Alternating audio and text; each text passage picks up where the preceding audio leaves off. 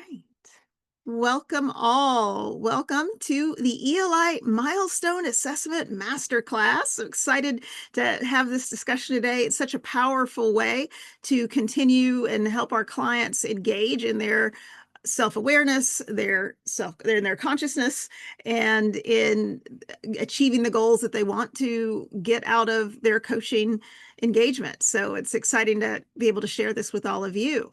My name is Tanya Eccles. I am one of the IPEC lead trainers, and I will be your facilitators for today's webinar. I would like to introduce to you as well our wonderful module support coach. Vicki, introduce yourself. Hi, I'm Vicki. I'm calling in from Kansas City, Missouri, and I graduated from IPEC back in 2020, and I love doing this kind of stuff. I hope we have a good time today. Awesome. And thank you, Vicki. And I know we will, because you and I got some stuff that we're going to be doing later on. So all is going to be fun and engaging, but also hopefully really informative for all of you as you start to look at how you can leverage the milestone assessment even more. So I am coming in from Atlanta, Georgia. For those of you who aren't familiar with me, I'm based out of here, and goodness, went through the IPIC program in 2016. So wow, almost 10 years now, and loved it so much they let me stick around, and just excited to be here and to share this information and hear how you're leveraging using milestones, or how we can support you in learning to do that more. So whether you're a recent grad and you're ready to put all your newfound coaching skills and tools in practice, or you're a longtime alum who just wants to maximize the potential that you have around energy leadership and what it can do for your clients and your business, we're glad you're here. So let's jump in here. As you know, especially in our current environment, there's so many moving pieces and parts, and people are just really more curious than ever about the tools and the resources that are going to help them learn more about themselves and understand themselves, be more intentional, make clear decisions, and provide some direction and clarity about their lives and what they're trying to achieve, what they want to achieve, how they're investing their time, their energy, their money, no doubt, in things like strengths inventories and personality assessments. And there's so many out here.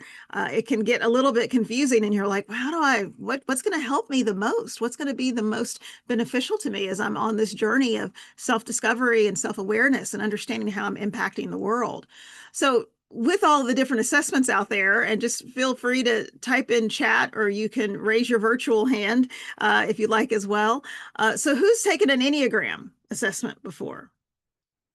Any Enneagram assessments? Yeah, Enneagram. What about Myers-Briggs? Yeah, there we go. Lots of Myers-Briggs. Strengths finders. Gallup strengths finders. Yep, more hands flying up now. DISC, right? DISC, more hands flying up now with DISC.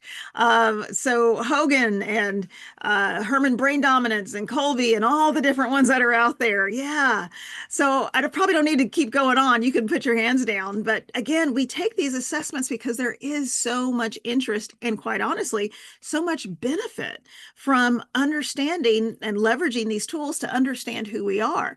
But in many cases, because they can teach us something we didn't know about ourselves, or reinforce something that we did know about ourselves, or we kind of maybe felt in our guts that we knew was going on as well.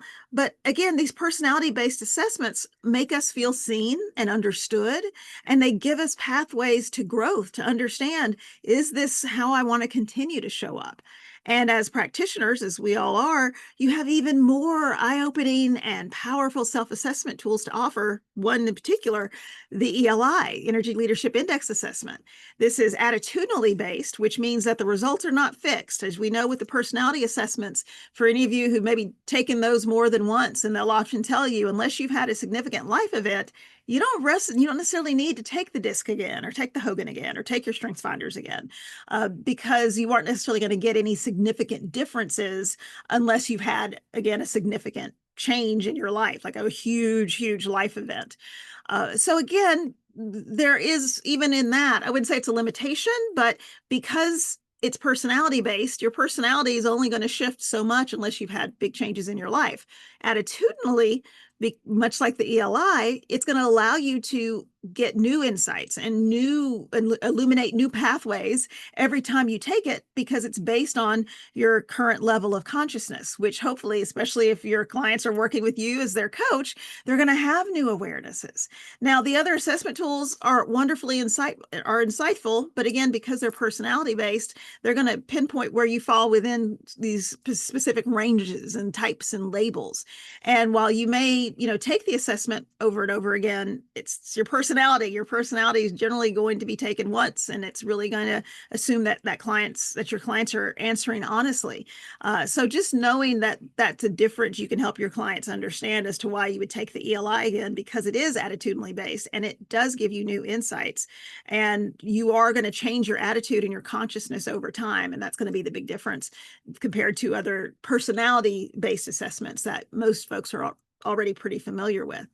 Now, you probably already know the power that ELI has to open your client's eyes and awareness to the lenses or the filters that they've developed and the beliefs that might be holding them back from achieving what they want to in their lives.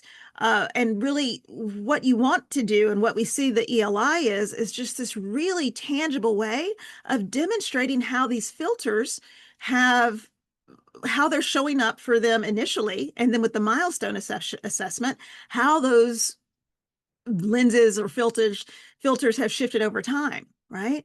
So what if you can show the energy that shifted as a result of working together through coaching? Well, the ELI milestone allows you to do that, not just once, but again and again and again, as long as you're working with your clients and they're continuing to move along their journey and have really important and meaningful shifts in their consciousness. And that's what, as core energy coaches, we've made it easier than ever to do by bringing the ELI into your coaching engagements in general, and then having these strategic milestone moments so you can capture and help your client really understand what their growth has been over time. And ELI assessment that a client takes at the beginning of a coaching agreement is going to capture what we call their baseline, right? Sort of that's the starting point. And it's not, again, a grade. We'll talk about that. That's not a grade. You're not supposed to be here or there. It's just, here's where we start. And then any additional ELI assessments that the client takes during or maybe at the end of the coaching engagement, or you come back 6 months after the coaching engagement, is really going to help them measure their growth and demonstrate the value of working with you as their coach. So this second or maybe even third assessment is called the ELI Milestone assessment. And that's what we're going to dive into today. So here's what today's webinar is going to explore. We're going to talk about the difference between the ELI assessment and that debrief and the ELI milestone assessment debrief, but also how they work together. We're also going to talk about the value of the ELI milestone agreement assessment. Getting that out of my mouth is going to be hard today, I can tell. So we're going to talk about the value of the ELI milestone assessment as a marker, right? We talked about that baseline. Now it's a marker for client success, client growth, and really as a unique coaching tool that you can leverage again and again with your clients. Also, we're going to learn how to prepare and conduct an ELI milestone debrief that's going to show the specific shifts in a client's stress response, their core energy, and the development of their conscious awareness over time. And then how you can integrate the milestone assessment into your coaching practice as you use it to really set you apart from other coaches who don't have access to this assessment, and the power of that attitudinal assessment that's really going to allow someone to gain new insights each time they take it. So I highly encourage you to stay to the end of the webinar. You're going to learn how to get your ELI to take your own milestone assessment, and you can track your own personal growth since the last time you took it. So with that, I'm going to ask, and you all know how to answer this in chat, who's excited to learn more about the ELI milestone assessment and debrief process? If you've been in a class with me, you know what I want to see in the chat. What do I want to see in the chat? Who's excited? Yes, the I ams. I love the I ams. You know, I love the I ams. So that's what we're going to do. Thank you so much. I love that. All the I ams in the chat, because that's why we're here, right? All of us on that journey to the I am. So with that, let's first talk about what a milestone actually is. So what is a milestone assessment? And as you all know, just in regular life, just driving around or biking around or hiking around, a milestone is a marker that shows the distance between where you are in the past and where you are now, so that you can better determine how you'd like to proceed in the future, right? You got to know where you are, to know where you want to go, right? So it helps us understand it. And then the milestone is going to help us understand, okay, how far have you come on your ultimate journey? So we can consider the initial ELI assessment as the energetic starting point for your client, and the ELI milestone assessment as their next energetic marker. So it's just a great way to measure where your client's energy is at various moments in their journey, and to see how far they've come in their coaching journey since their last ELI debrief. And it can also just give your client insight into how their energy levels are serving them. How is their who shifting? What areas do they want to explore further energetic shifts or future energetic shifts in their own lives? So let's talk about this a little bit more just before I'll stop sharing my screen. As an IPEC coach, you are already familiar with the ELI assessment and the incredible impact that it can have on your clients and their development. So you might be asking yourself, well, how does a milestone assessment differ from the traditional ELI? Now, the milestone, do not be confused. The milestone assessment is the same exact ELI assessment that you all know and love and use, hopefully as much as you possibly can with your clients already. So it's not a different ELI. It's the same one. And you're going to follow the same process of going into your assessment manager and assigning the client the ELI assessment just like you always do. The difference is the debrief process, and that's what's going to help you take your clients through and help them understand this amazing depth of information and insight that you get, not just from the debrief itself, but also from the milestone, and understanding what that change, what that shift has been. So long story short there, it's the same ELI assessment, it's just a new debrief. And it's an expanded kind of version of the debrief, because now you're looking at both the initial assessment that they took and now incorporating in the learnings from this milestone assessment. Now, the difference in the debrief process is, again, you're going to take them through this at a deeper level, because we're going to really look at what these changes are.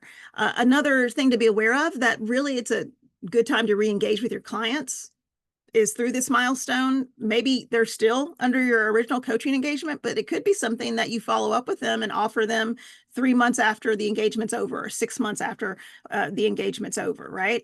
But really, again, this is somewhere maybe 6 to 12 months after taking their initial ELI assessment. This is your opportunity to re-engage. Now, some of you may have already incorporated the ELI assessment more than once during your coaching agreements, and we've seen folks who do this often at the very beginning of every coaching engagement, and then they'll do it again at the end of the coaching engagement, or as I said, maybe later on, it's just a re-engagement opportunity. So I'm just going to take a quick poll here, and let's find out, where's my poll? There it is. How many of you have used the ELI assessment more than once with the same client? More than once with the same client. Numbers flying up here. Thanks for the participation. Still got it. 20 or so of you all still here. Let's get a few more. Going once. Going twice. Get your last votes in. There's still a big chunk of you haven't voted yet. You can get it to that. All right. Closing down the poll. I'm going to end the poll. So here are the results. So a lot of you haven't, which is great. That's probably why you're here today, because you haven't leveraged using the ELI assessment more than once. But several of you have, which is wonderful as well. So you already know some of the importance and the insight that can be gained from doing this. So for those of you who have used ELI assessments in multiple points throughout the coaching engagement, what have you found is valuable around that? Just drop it in chat. For those of you who have, what's been most valuable about that? Let's see what's in chat. What have you found useful about doing it that way? I know we had a handful of you who had. Just drop in chat. What made it valuable? Nakoa, sharing a side-by-side for them to review in advance, right? So letting them kind of process that information. It can help confirm the initial assessment and then seeing if the coaching's really helped them make some shifts, right? Its ability to discuss, Phyllis says, of how energy levels have shifted. So let's hear, I could see where it could help show ROI, right, to the client. Showing growth, Sudha says, that they could relate to, right? Something tangible. We talked about that a minute ago. Showing growth and change and development, right? So again, all of the same things, really nice insights you're all sharing there. Love this question too, Nicoa, asking them where they think they're going to see a shift before the dialogue, right? Where they might expect to see something different. So again, just letting the client evolve and understand and sort of develop their own insights, while we're also going to give them the very tangible results from the milestone. So really good. Again, it's all comes down to, as you all have shared, and again, very much makes sense that our clients would be able, and we want to help our client connect to what's changed from that initial assessment to now. So thank you all for sharing those in the chat. And again, this is a great opportunity for the rest of you who haven't had a chance to do it yet to learn how and start to think about how you want to incorporate this into your own practice. So very good. So let me share my screen again here.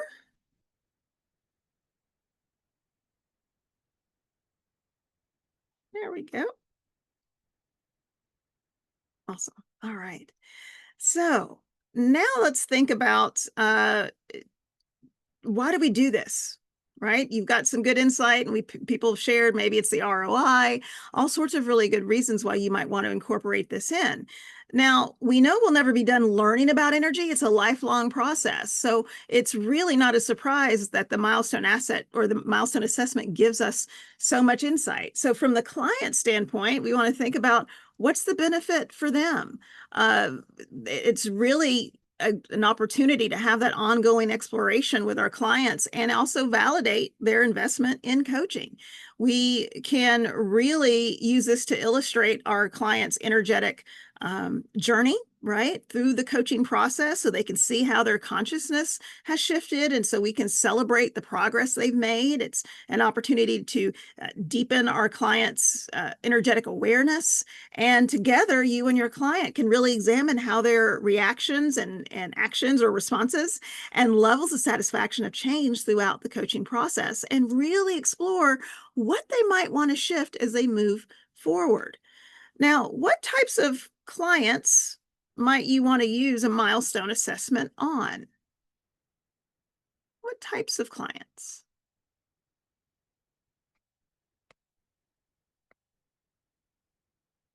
Just drop in chat.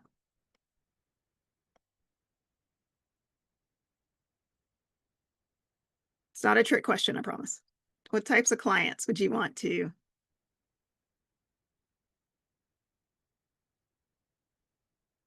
Any thoughts? Anyone and all? Yes, you got it right. I told you it's not a trick question. It really is. The answer is all of them. And in addition to the value for all of our clients, it's also value for us as the coach, right? Because it's an opportunity for us to re-engage with a former client. Perhaps this is, hey, the coaching agreement ended in June. Let me come around in October and say, hey, how interested would you be in taking another ELI and seeing how things are going for you now? So it's a great opportunity, and truly that win-win, right? It's the true level 5 opportunity, that level 6 sense of connection of let's just check back in and see how things are going. So it's a great way to re-engage and celebrate and potentially retain or re-engage a current client or a past client, and potentially attract new clients or new organizations, especially in corporate or organizational settings where, okay, wow, we've gone back and looked at this assessment. Now I've done this milestone. I think I'm going to bring this in for another person in my team or for my whole team, right? Just to bring that top of mind, especially again, in corporate environments, growth metrics are highly valued. So being able to show that data and have that data can really help increase that interest in corporate environments, corporate systems, organizations. So we'll talk more about the possibilities for enhancing your sales opportunities later in the webinar. But just understanding, of course, that the big win for everyone is by continuing to increase your energetic awareness, right? Raising the consciousness of the world and really expanding our energetic literacy with our clients. So we're contributing to that mission of raising the consciousness of the world one person at a time, not just once, but over and over again. Because as I said before, this energy, um, this whole process of our energy leadership and understanding our energy, it's a lifelong project. All right, so let me just check in. What questions are coming up that you might want to share? You can feel free just to drop that in the Q&A. If you all notice, there's a Q&A box there. So what's going on in the Q&A? Do you use the ELI from Kelly? Do you use the ELI milestone in the middle of working together, or is it post? It really just depends, Kelly, on how you choose to work with your client. You could do one if you're doing a whole year with a client. You might want to let's just say January through December for the sake of ease of my brain. So we take their first one in January. You might take one then at the end of June. And then you might take another one again in December when they finish. Now, if you're doing shorter engagements, because again, you don't want to necessarily do it much shorter than 6 months unless they've really already been doing this work before. But it can be in the middle, it can be at the end, or it can be after. So it really just depends on what your client's goals are and what their opportunities are. So thanks, that's a good question. Any other questions popping up that would be good to share? Any other questions? All right. Well, we'll keep moving from there because I'm sure there's more to come. But again, I'll be taking those periodic breaks to jump in here and check in on that.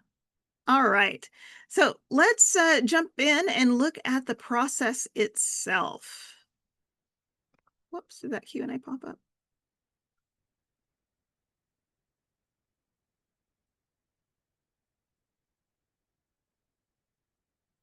Okay, Vicki, I'm not sure if there's something else you wanted to add to that, or okay, very good.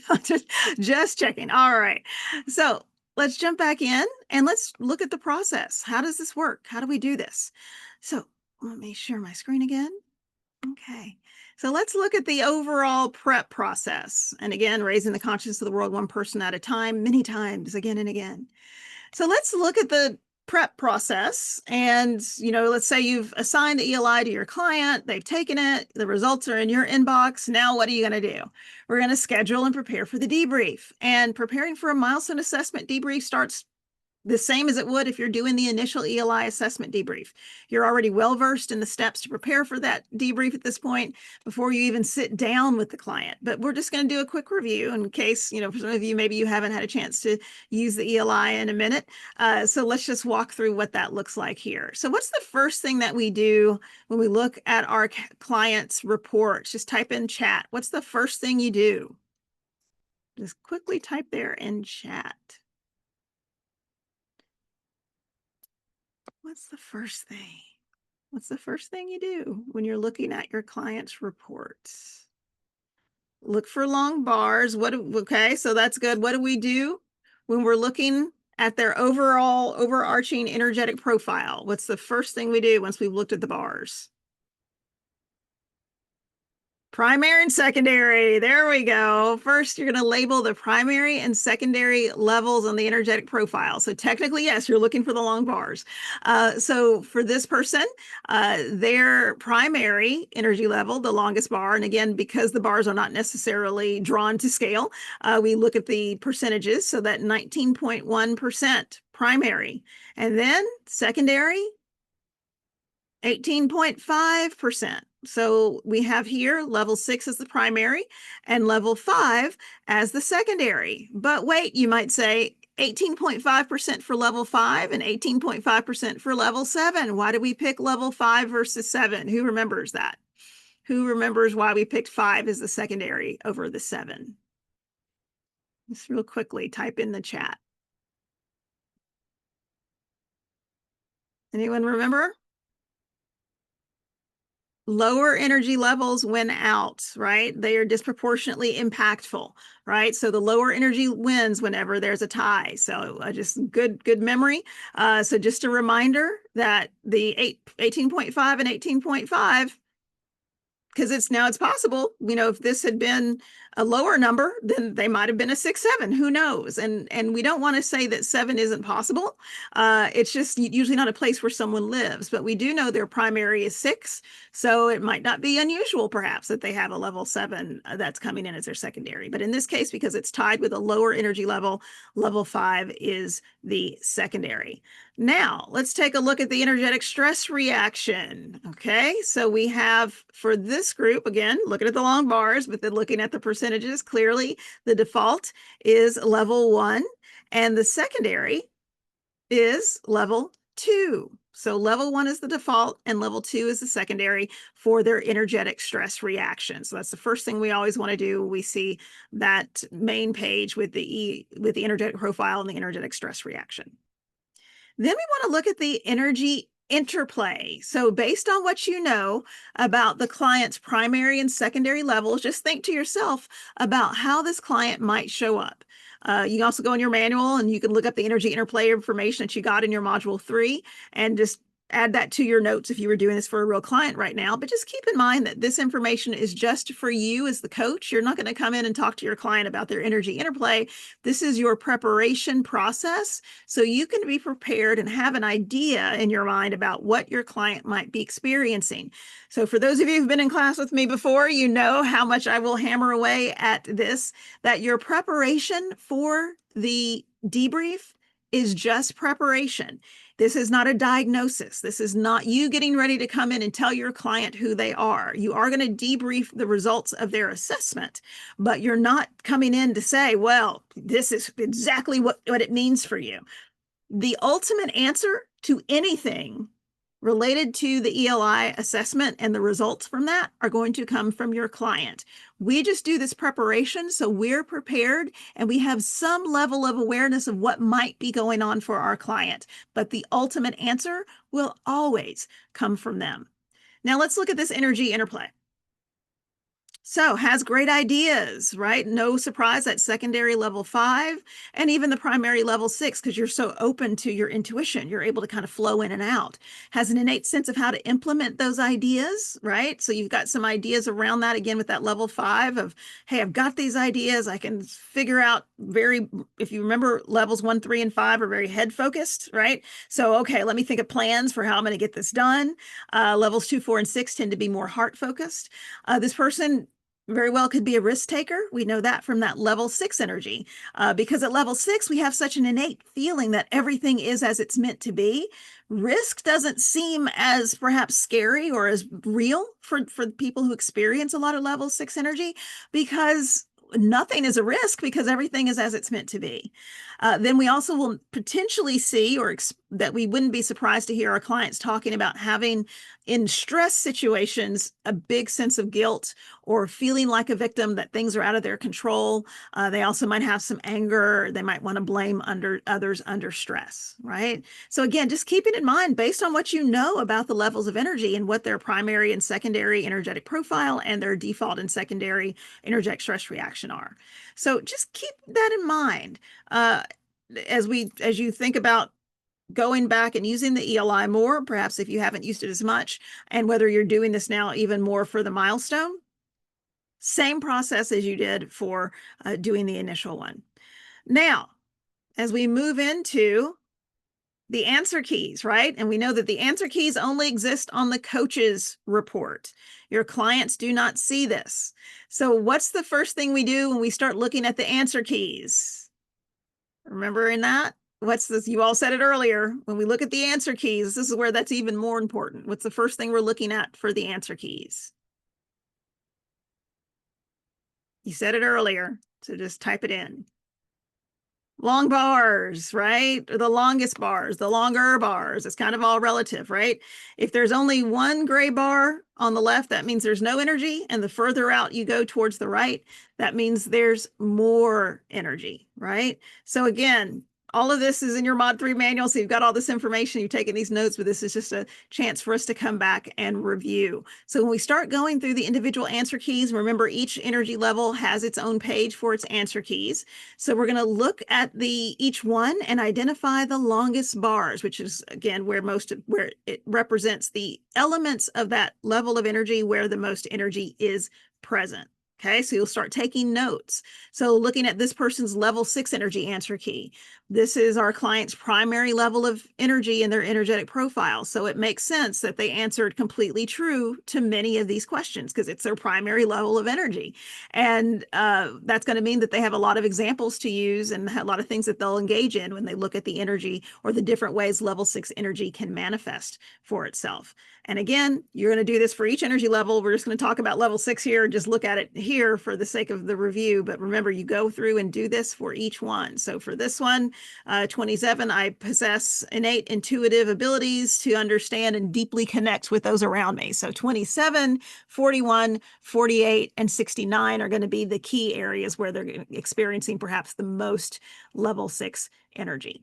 Then our next step, once we've gone through all of the energy levels, is to review the client satisfaction survey, looking for insights into areas that might be relevant to the client and look for the areas perhaps where the catabolic energy might be present. So we see immediately the client answered moderately dissatisfied with their financial success. So considering that, that would be something for us to be aware of. Now, who knows what comes up when we have the actual conversation with the client, but it's important for us just to have in the back of our minds and part of our preparation that might be a source of stress for them. Now, finally, just considering your client and all the data gathered from the individual energy answer keys, energy level answer keys, and the satisfaction survey, just think about what our client might be experiencing and write down notes so that we can use this as talking points in the debrief or things to keep in mind for us as we're asking our clients some of the questions throughout the debrief process. So in this case, for this client, we could explore the client's energy perhaps around money or wealth and where they might want to go or what their goals are around that. Okay.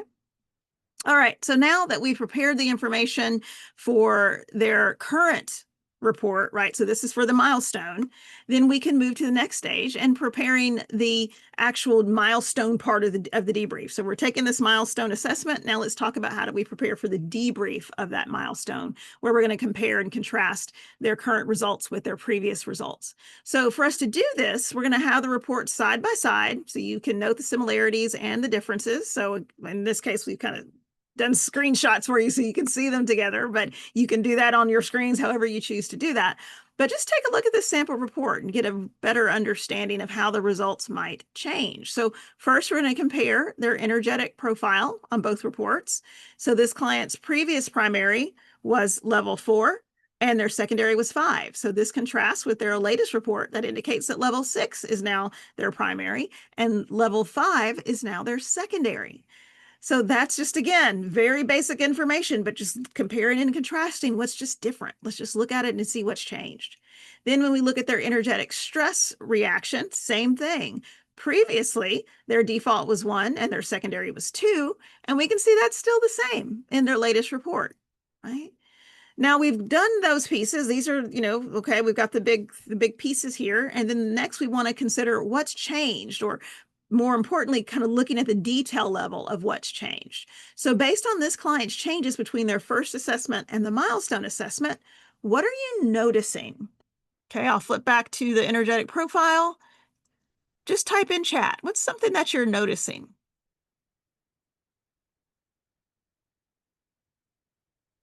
What are you noticing? Shift in level 4 energy. So that level 4 is decreased. Shifting in the higher energies. So that heart-centered, so that level 4 was the primary, level 6 is now the primary, so 2 and 4. Why do we think that level, what do we think, or why do we think that level 4 energy might have changed? What might be going on with the client that would change that level 4 primary into a level 6 primary? What do we think that might be?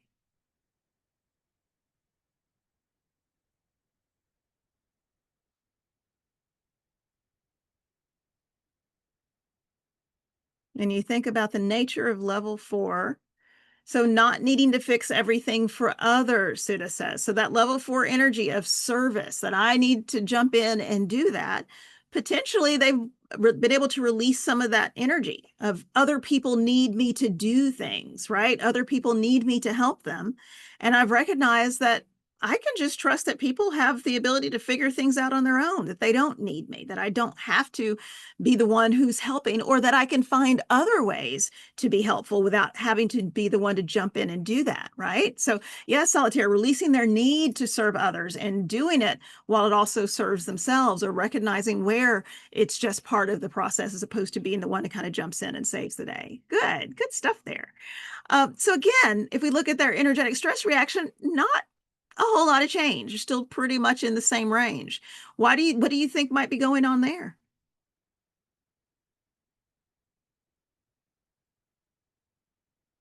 For not seeing a change. We'll talk about that a little bit more in our troubleshooting discussion, but what could be happening with their energetic stress reports not changing? Just take a guess. No grade involved. Just take a guess.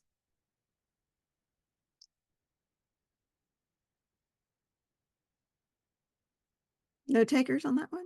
In moments of stress, they revert to the original norm, right? So in stress, they may still be great comment there, Solitaire, that maybe they're still just sort of, hey, when I get stressed out, I still go right to that same energy, right? Is it possible they might be in the ESR and their stress reaction for a shorter period of time? Potentially, we don't know. The assessment itself doesn't share that, but it might be something to consider. That it doesn't impact them as long. So it's it's still just understanding. And this will be something that would be great to hear and discuss with the client to understand how are they managing stress? How does when they experience that stress, what might be different from them? Because in this case, you couldn't analyze them if you wanted to, because it really isn't any different. So it really is going to be important for you to rely on what the client shares as opposed to you trying to figure it out. And again, I just want to reinforce again, this assessment is not a diagnostic tool. This is not you like you're, a doctor coming in to share, here's where your challenges are. This is just for you to be able to support the client in exploring their own awareness and insight. So yes, I do my prep work and I'm prepared to come in and share with the client sort of what these changes are and compare and contrast. But the most important thing is not what's written on these sheets and on these schedules we create. The most important thing is what the client shares. Okay. So in this case, you couldn't give them an analysis or diagnosis if you wanted to, because the numbers are just the numbers. We don't know what that means until we talk to the client. All right. So now as we dive more deeply into what's changed, we can do this through the Milestone Energy Worksheet. So now that we've done the higher level looking at what's changed, now we're going to look at a deeper level as to what the percentage changes are for each energy level. Now there's a lot of numbers to consider, so you have a spreadsheet tool that you can use to input these. Don't worry, we're going to share this resource and more at the end of our session today. But for now, just know the spreadsheet is accessible to you. You will come in and type in the original report numbers and the milestone, and it calculates the change column for you, so you don't have to do that. And you can just see the difference between this current milestone and the original initial assessment. And the impact of that change can be pretty important, or at least it can be significant enough that it might be something to explore with your client. So for example, with this client's initial assessment, 4.9% of their energy was in level 7, right? And their energetic stress response. However, their current report shows their energetic stress response at 5.6% is in level 7 under stress. So though the amount of their level 7 energy under stress only changed by 0.7, which is less than even a point, the rate of the change is 14.3%, and that's huge. So what might you point out around this for your client and seeing those increases in levels, even level 6, right? The 9% increase there, and level 5, and this is under stress. So what does that mean?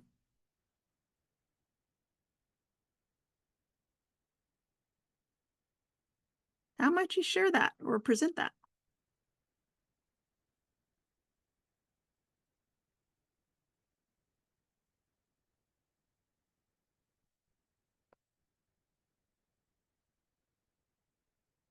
Any guesses? Let's see. They're learning how to manage stress, right? Learning how to leverage different levels. Very good. Lemitra? heightened level of awareness and greater capacity potentially to shift some of that energy. Obviously, it's still a lot in level 1 and level 2, but they're tapping into that. So really good there, Dion. Vanessa, learning to judge less, catching and releasing feelings potentially faster, but at least they're able to do it more. Yes, Sudha, we always want to ask them about how this has showed up for them. That's what's going to be most important. Where do you recognize that? Share that they're increasing their consciousness or increasing their ability to leverage different elements of their consciousness through the energy levels. They might be showing up in a more anabolic way in some elements, or, again, in the time frame or that sort of thing around their energy level. Less ego and judgment, potentially, right? Because level 7, we know there's less ego involved. So maybe, yeah, it still feel like a victim, but it's a little bit less, and I don't focus on myself as much. I don't make it so much about me, right? So again, great insights. And these are things you could just potentially share to help them be aware of that shift, because again, it's not huge. It's not a big number wise shift, but percentage wise, it's a big shift. Okay. Let's look at another example. Let's look at their level 2 in their energetic profile. They went from a 5.4 to a 5.2. Similarly here, not a huge number, right? 0.2, but it's actually down 3.7%.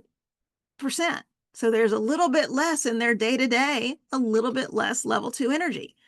And again, in their milestone assessment, that 5.2 versus that 5.4, not a big change, but that 3.7, when they're not under stress, great time to ask the question, how has your life shifted now that you have experienced less level 2 on a daily basis?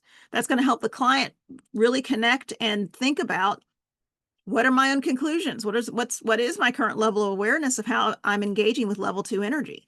This can create more buy-in for the coaching and development, and really give your clients this kind of anabolic boost of like, hey, look, that actually is. I've reduced some of that reliance I had on level 2, and again, to a lesser degree on level 1 as well. And even in their energetic profile, their energetic stress response, small decreases, right? So it's not huge. That's still primarily where they're living. But if you think about, I've reduced it in my everyday life experiences, and that I've increased my higher levels of energy in my stress responses, helping the client recognize where they've benefited from having this enhanced awareness. So that's the Milestone Energy Worksheet. So just know that that's out there. That will be out there. We'll make sure you have access to that. Now we're going to review the difference in the client's former and current energy interplay. And again, your client does not know about the interplay, and we don't share it with them. These are things that we're going to take notes on, what we notice. And the client's initial level 4 or 5 interplay suggests that there's someone who maybe was generally not taking a lot personally, seeing a great potential in others with that level 4 or 5 interplay. They do really aim to serve other people, again, from that level 4 energy. And now, as we illuminated earlier in the prep, their current level 6-5 interplay indicates that their focus has really shifted slightly away from that level 4 of service and more into being perhaps more of a risk taker who has great ideas and an innate sense of knowing how to implement them. It doesn't mean that their previous interplay is no longer true at all, but just that their energetic priorities, which I love having that kind of language in our minds, that their energetic priorities may have changed, that I'm going to spend less time in serving and maybe directly focusing on me being the one serving. And I'm going to focus more time through that level 6-5 interplay of really understanding how can I take more risk and share my ideas and maybe not be the one who has to implement them all the time, but I can create plans for how to implement them without it having to be me. Okay. So again, just start to think about this as with the interplay. It's not something we necessarily share with the client, but it's something we want to be aware of where those energetic priorities may have shifted. Now, after that, we want to take a look at our client's answer keys again, based on these changes. And when we look at that level 4, moving from an 18.5 to a 5 to a 15, that's a big decrease of negative 18.9% from the original assessment. Then we want to go, okay, if that's what happened in level 4, let's go look at level 4's answer key. And we can see a significant shift in the answer to question 18. So 18, when there's a problem, I feel the need to fix it. Just as several of you said in the chat comments here, that previous level 4 said it was true that I needed to fix it. right? Their latest level 4 answer is now somewhat untrue.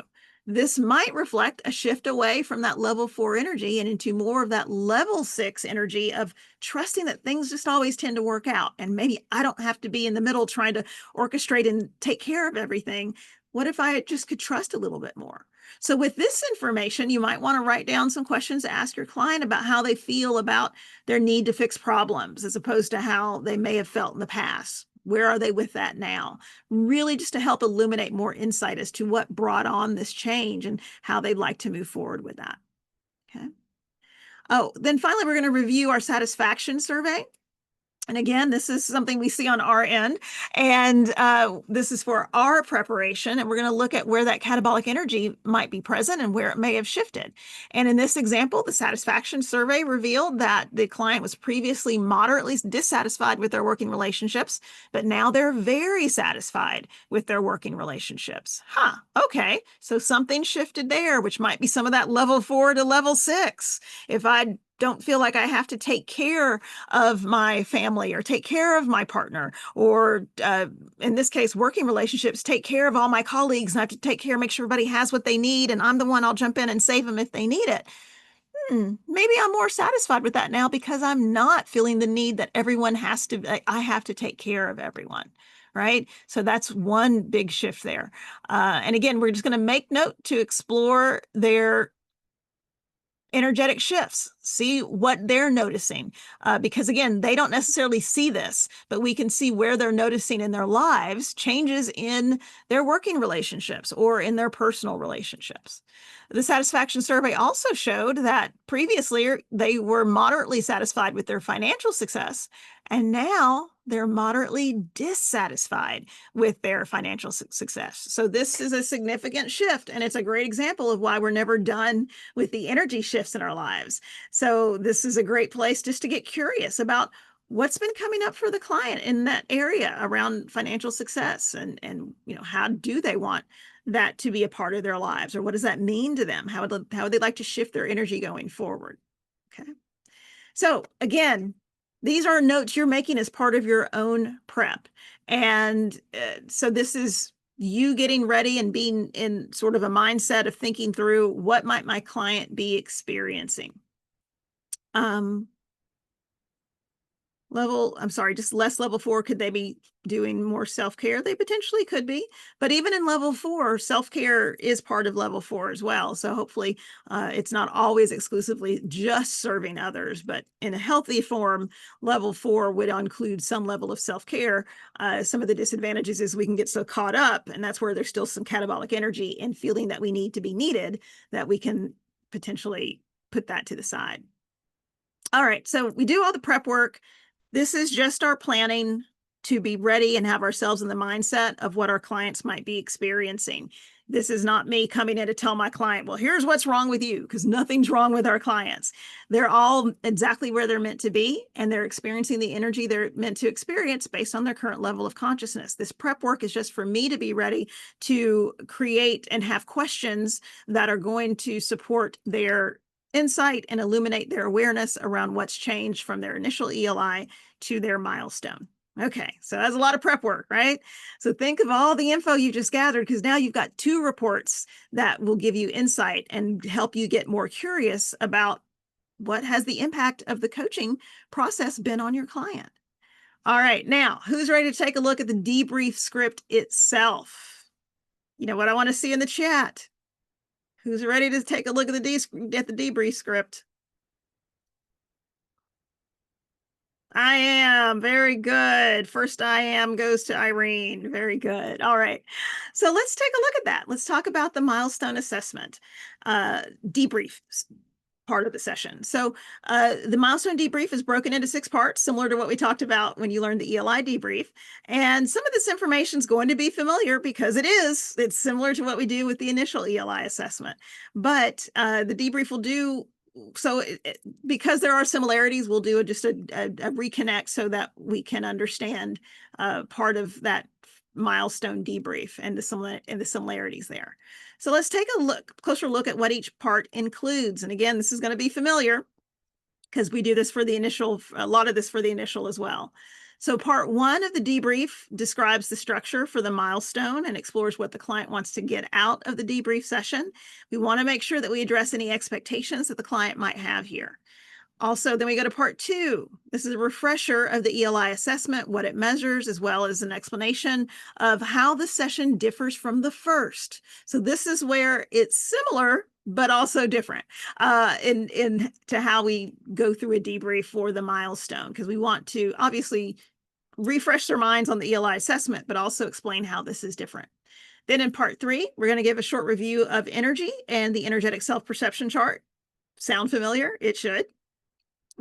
Part four, we're going to remind the client about that their responses are based on their current level of consciousness as of today, not where they were before, right? So we're leveraging the insight from the initial assessment, but their current milestone is based on their current level of consciousness. Part five, we're going to explore the client's current results. So hold on one second. I've been talking for a while here. So this is where they understand their energetic profile, their energetic stress reaction, the ARL, the energetic makeup as it stands right now, and how it's changed. So this is the longest part of the debrief, similar to what we do in the initial debrief. And then finally, part six, we're continuing to create awareness by allowing the client to reflect on any new insights or connections or possible areas for development. Client's also going to draw conclusions on how their new awareness shifted their energy from where they started to where they are now. There is an opportunity for celebration as well. So let's not forget to do that, especially as coaches. We know that's one of our core coaching skills we learned all the way back in Mod 1. We can also leverage visioning for future development from here as well. So this section really provides an opportunity for you as the coach to talk about how a new engagement might support them in achieving their new goals, or extending the engagement might really be an opportunity here to build buy-in for reinvesting in coaching. So as you can see, the debrief is really going to focus on your client's current ELI assessment to get a better understanding of where their energy is now. But the difference is that you're going to pair this new insight from these results to where they were the last time and really dive more deeply into what does that mean for them and what their experience has been. Now, just like the standard ELI debrief script, we recommend that you follow the milestone script as you go through the process. Remember, we taught you that. Learn it again, and learn it as it's written. This is going to ensure that you're not just focusing on the latest results, but you're also reinforcing the material from the first debrief.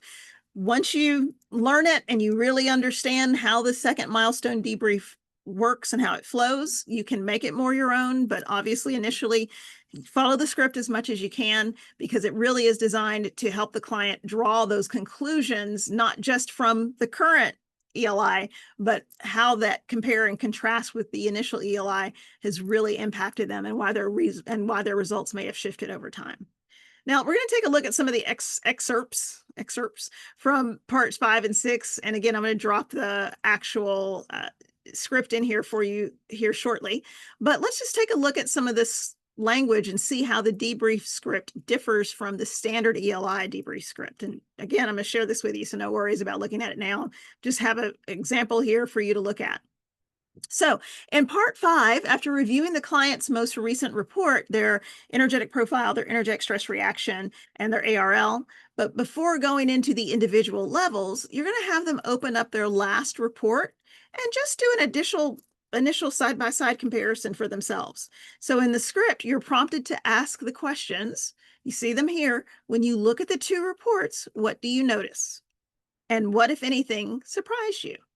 So at this point, this is simply just to get the client's first impressions and to notice their energy around, well, their energy, right? Notice their energy around their energy. And we know that a client's reaction to their results is often going to reinforce those results. So if they get maybe a little angry about those results, then that might tie to what we see in their energetic stress reaction, that some of that anger is coming out, right? Whatever is going on will most often, or very often, manifest itself in how the client responds initially to their results. So you can just file that insight away for yourself as you move through the rest of the debrief. Don't necessarily need to call them out in that moment, but have that awareness of how those initial responses might actually correlate to what the assessment's showing you in the results. Now, from here, you're going to move into discussing each of the levels in more detail. And just as you would in a typical debrief, follow through. And you've got the script. So again, follow the script.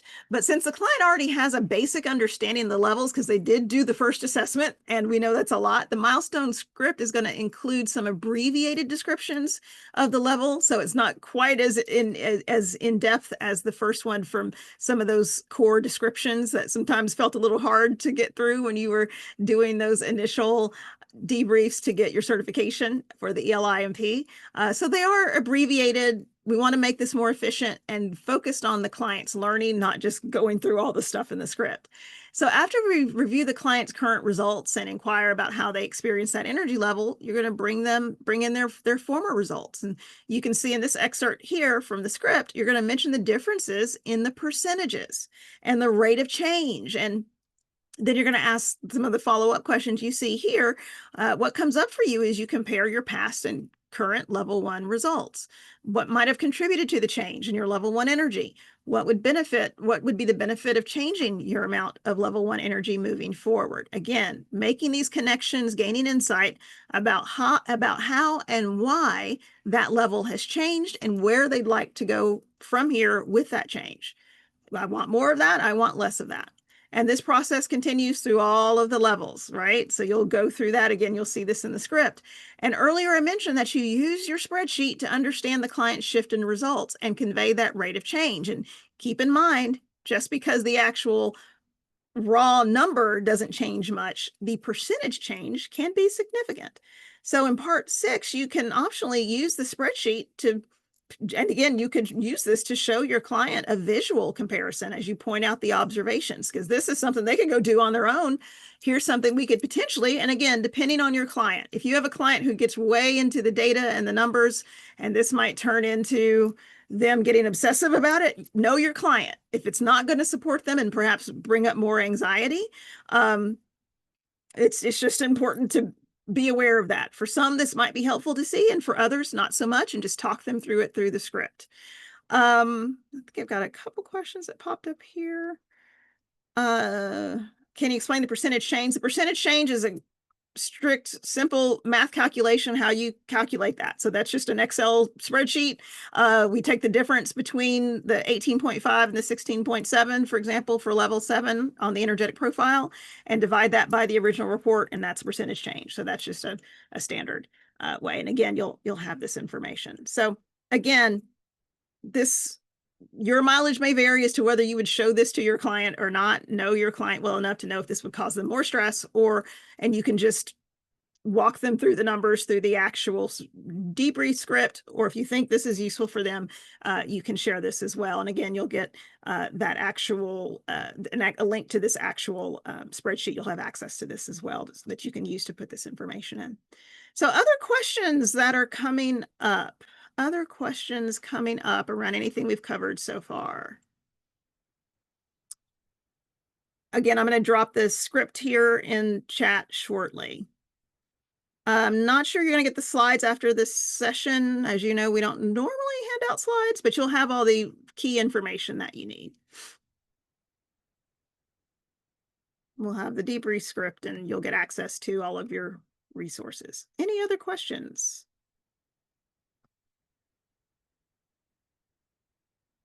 All right.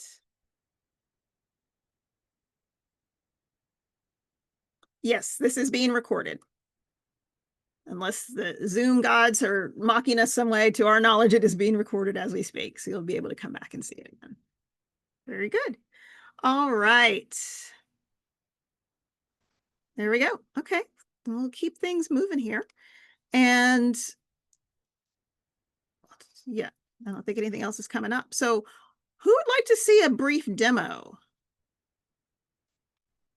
Any interest in a demo? Well, we're going to do it anyway. All right. Yes, I see some hearts on the screen. I would, yes to a demo. All right. So the wonderful Vicky is going to pop up here with me. And yay, ta-da!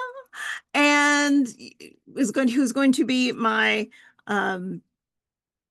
client for this session as we do a demo. This is going to be, because again, we would be here for another, hour and a half if we were doing a full-on demo of the full debrief, but we are going to give you a chance to see kind of a clip of it, right? So Vicky is our client who's just taken the ELI for a second time. And again, this is not a full demo. These are not Vicky's actual results, but we are going to walk you through the initial reaction so you can see what it looks like when you have the two reports and working with your client through that.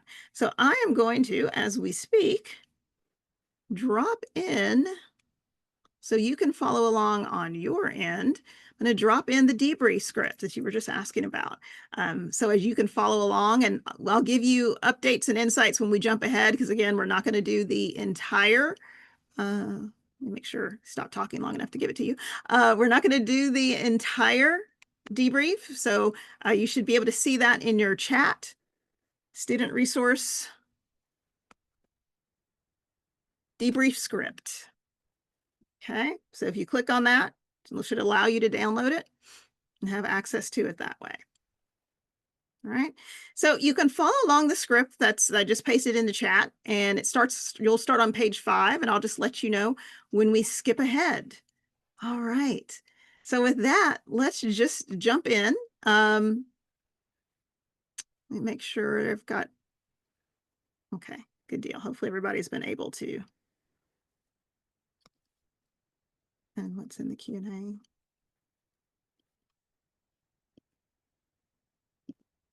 Yeah, so we'll talk about some of the troubleshooting and things like that, as to what that looks like and how we can understand that. And again, it's not necessarily entirely for us to explain. It's really more about us helping our clients to determine what it means for them if there's been no change in their ARL, but a shift in energy otherwise. Because remember, the ARL is just a number, but we'll talk more about some troubleshooting later on. So very good. All right. So Vicky, hello. All right, so it's been 6 months since your last assessment. So let's look at your last ELI report and just take a look at how things have changed since then. So when you look at the two reports, what do you notice? Well, I noticed that the level 6 has gone up, and the level 4 is still pretty high for me, and that there was a change. My ARL went up a little bit. Okay, so your ARL goes up a little bit, level 6 goes up, but you said there's still some level 4 there. Yeah. Okay, and what surprised you, if anything? Well, I'm surprised that my energy, my level 4 went down a little bit, but that there's been an increase in 6 and 7. And honestly, there's still so much level 1 energy in my stress response, even though I feel like I understand energy so much better. Okay, so you understand the energy better, but you're still seeing the same input in your ESR. And Yeah. it makes, yeah. No, go ahead. I'm sorry. No, I was just saying, yeah. Yeah, and it makes sense because you do have more insight. You are more conscious, and at least you're more consciously aware of your energy. It would make sense that you would have questions around some of these shifts, especially perhaps in places that you thought, I've really been working on that, and it's still in the same space. So we're going to go through each of these, and we'll spend some time talking about these changes as we go through each level. So keep that all in mind as we move forward here. But first, let's really talk about your current energetic makeup, starting with that level 1, since that's the starting point and the one that you just mentioned. So your energetic profile contains 6.9% level 1 energy, and your energetic stress reaction contains that 42.2% of this energy. And as you know, level 1 is the lowest level of catabolic energy. It's what we often describe as the victim perspective, because the perspective is that things are happening outside of my individual circle of influence. It's outside of my control. This could also create self-criticism or doubt in our own abilities. Level 1 is that I lose perspective. Remember, we talked a little bit last time about the I win and the you win and we lose and I lose. So that level 1 energy starts off with that I lose perspective. Now, it is important to remember that every level has both advantages and disadvantages. So again, there are no bad levels of energy. Okay, so it's important to remember that as we look at these advantages and disadvantages. So advantages, level 1 is not negative or bad energy. It serves a purpose. Level 1 can protect us from experiencing uncomfortable situations or assuming responsibility for negative life events. It can be a choice, right? It can potentially also draw sympathy and support from other people when I'm feeling like I need a little help today and somebody needs to come and help me for once, maybe. So again, there is an advantage of that.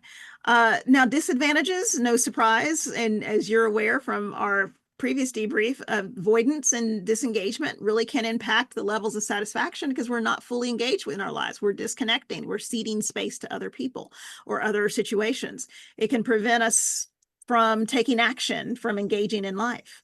So, Vicky, what are some of the circumstances that you're currently experiencing that level one energy?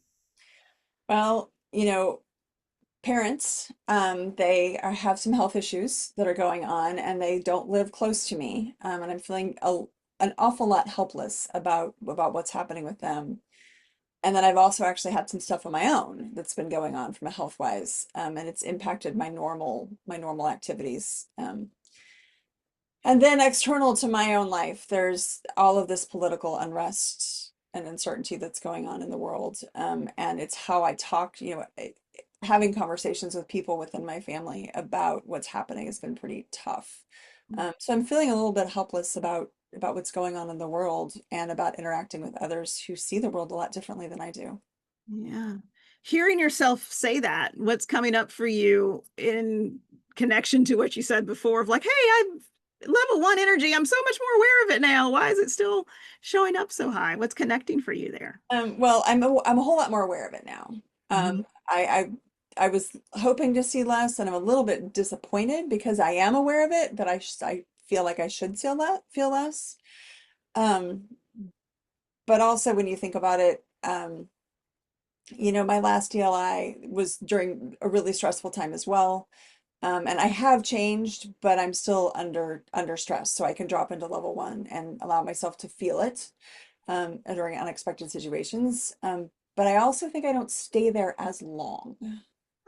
Okay, so having some awareness now that you have this awareness, you're recognizing that you don't stay there as long, and it sounds like you're also clear that wait, I still have stress now. It may be about perhaps different things than when I took it the last time, but it sounds like it makes sense that you would still have some of that energetic stress reaction in that level one because the political climate and your parents and things that you don't necessarily feel you have control of still are popping up for you. How does that resonate for you? That hits me pretty yes. Yeah. Okay. Well, speaking of that change from previously, let's just take a look at how things have shifted since your last debrief and your energetic profile. Again, looking at it through that lens, as you compare your past and your current level one results, and you look at what's contributed to this change, right? You said it's kind of the same things. They may not be the same things, but I still have that level of energy showing up, maybe for different reasons. What would be the benefit of changing your amount of level energy going forward? Well, let me ask you even before that, how interested are you in changing that level of energy? I'm very interested. I really want to not experience it because it's pretty uncomfortable, and I don't necessarily like staying there. Yeah. Okay. So with that awareness that you don't like staying there, what would be the benefit when you think about, besides I would just feel better, but what would be the benefit for you of changing that amount of level one energy? I would move into somewhere where I'm actually coming up with like creative solutions around the challenges that I've had, and Mhm. and I would not feel overwhelmed, and that I wouldn't be as exhausted because I wouldn't be as overwhelmed. Yeah. Thanks for sharing that. And that word you use, creative, you said creative, what was that? Creative solutions to Creative solutions. Yeah. So that opportunity, again, as you said, that these things aren't necessarily going away, but how you choose to engage with them, finding these creative solutions sounds like something that would get you engaged. Your energy even seemed to yeah. the way you spoke about it was different and you sat up a little bit more. How does that resonate with you with me kind of sharing that? Yeah, it's nice to know that I'm not stuck here. Mm. All right. So there's choice. There's always choice. So now we're going to skip ahead to page 17. And I saw some notes in the chat that a couple of you had maybe some challenges, but keep at it downloading it because hopefully you should be able to get it. It looks like some folks said it might have taken them. And again, all of our machines do different things. So downloading it can be a different experience, but hopefully folks have been able to get it. So keep at it. All right. So page 17 in your scripts, we're going to talk about level six energy. So, Vicky, moving on, let's talk about level six. And with level six, your energetic profile contained 19.1 of this level 6 energy, and your stress reaction contains 5.8% of this energy. Now, as you remember, level 6, or you may not remember, but hopefully you remember that level 6 is highly anabolic energy. So when someone accesses their level 6 lens, that filter, they approach situations with openness. And because of that, there's this strong connection to everyone and everything, as they see everyone else as a part of themselves. We're all connected. Everything is interconnected. It's like the ocean. We're always flowing back and forth. And the core thought in level 6 energy is synthesis, as perception is one where everyone's gifts and talents are merging together in this unified whole. And the core emotion related to that is joy. And our action or a result of that is wisdom, because we're not trying to think things through and trying to understand things. Everything just comes together. And from that place, I can experience joy and tap into my wisdom, right? Because judgment is no longer present. And this concept of separation melts away when we're experiencing level 6 energy. And that gets us to that we always win. Remember that I lose way back in level 1? Well, now this gets to a we always win perspective. Now, level 6, just like level 1, advantages and disadvantages. So just keep that in mind. At level 6, the advantages are we're more intuitive. We can access our intuition more because we're not judging things. We're just able to experience life. We're more empathetic. We have the ability to feel and connect without that judgment, as I mentioned. And there's just a sense of joy and satisfaction. Now, the disadvantage as at level 6, that people sometimes, if you're experiencing a lot of level 6, Vicki, it might appear that people think you're not as grounded, right? Or we could be seen as being out of touch, or you're operating in your own matrix or something, right? Also, what happens at level 6 sometimes is that we're more comfortable with high risk because we have this highly intuitive connection to everything that nothing seems like a risk, right? Or we act on that intuitive impulse so quickly, and we don't necessarily balance our intuition with our logic and our emotion because we just have this strong innate trust that things work out. So I'm just curious, after having shared that with you, what are some of the circumstances where you're currently experiencing level 6 energy? My days tend to flow really well. I'm managing my energy more than I manage my time, Mm. and it seems to work out. I like the collaboration that I'm doing with some of my team members right now. Um, and as I think about it, we talk about like what's going on globally and in our world right now. There are a lot of connections that I have because we are all going through this together. We're not separate. Okay. So a little bit, you're talking about kind of the reverse of what maybe was happening with that level 1 energy and the level 6. In the midst of some of that, you're still finding those spaces to connect and engage and see how you can create that kind of synergetic partnership and connection with others. How does that resonate for you hearing that? Yeah, it feels true. It feels like something that's actually happening for me. Good. Well, let's take a look at how things might have shifted from those level 6 results. So previously, your energetic profile had 17.9% of level 6, and your energetic stress reaction had 5.3% of this energy. And that means that your level 6 energy has increased by about 6.7% in your energetic profile and 9.4% in your energetic stress reaction. So hearing that comparison, what comes up for you? I'm excited to see that improvement, or that change. Because before it felt kind of nebulous, like I didn't really understand it, and I think I'm starting to have a deeper understanding of what level 6 really means. Yeah. It's sometimes it's just not enough looking at the bars, right? Because you're like, wait a minute, that's not any bigger or smaller. But when you look at the actual percentage change, it starts to help us recognize, wait a minute, there has been some increase here. And especially when you look at that energetic stress profile, whereas, okay, maybe that one didn't move as much, but to see that, wow, 9.4% increase in level 6, something's happening there. And what do you think might have contributed to that change, especially in the stress reaction where you might be tapping into some level 6 energy more than you recognized? I'm there's this willingness to be more present. Even when I'm uncomfortable, I'm going to be present, which helps me connect to me and other people. I am doing more collaboration with people. So I'm not just part of a solo group, I'm part of a team, which makes a difference. Um, and with the work I'm doing, I feel like it's more in alignment with who I am. And so that's all contributing. All contributing to that. So, in recognizing, as you mentioned earlier, that, wait, I'm more aware of my energy now. So where is that level one? Perhaps looking at it through this lens, through the level six, has also shown you that you are more aware of your energy and you are being more conscious about tapping into some of those higher levels of energy, even if you still may experience some of that level one, level two. Yeah. Good. So what would be the benefit of doing even more of this? Or let me ask it this way. I'll ask it a different way. What are opportunities to continue to do more of this level six? I think it has to do with being aware and less at the whim of my circumstances and being like those are circumstances and I have control of me, and that I want to tap into joy and peace, even when there are stressful situations coming on. And it sort of fits with this idea and trusting that I am living a purposeful life, regardless of title, role, responsibilities, and also regardless of what's happening in the world around me.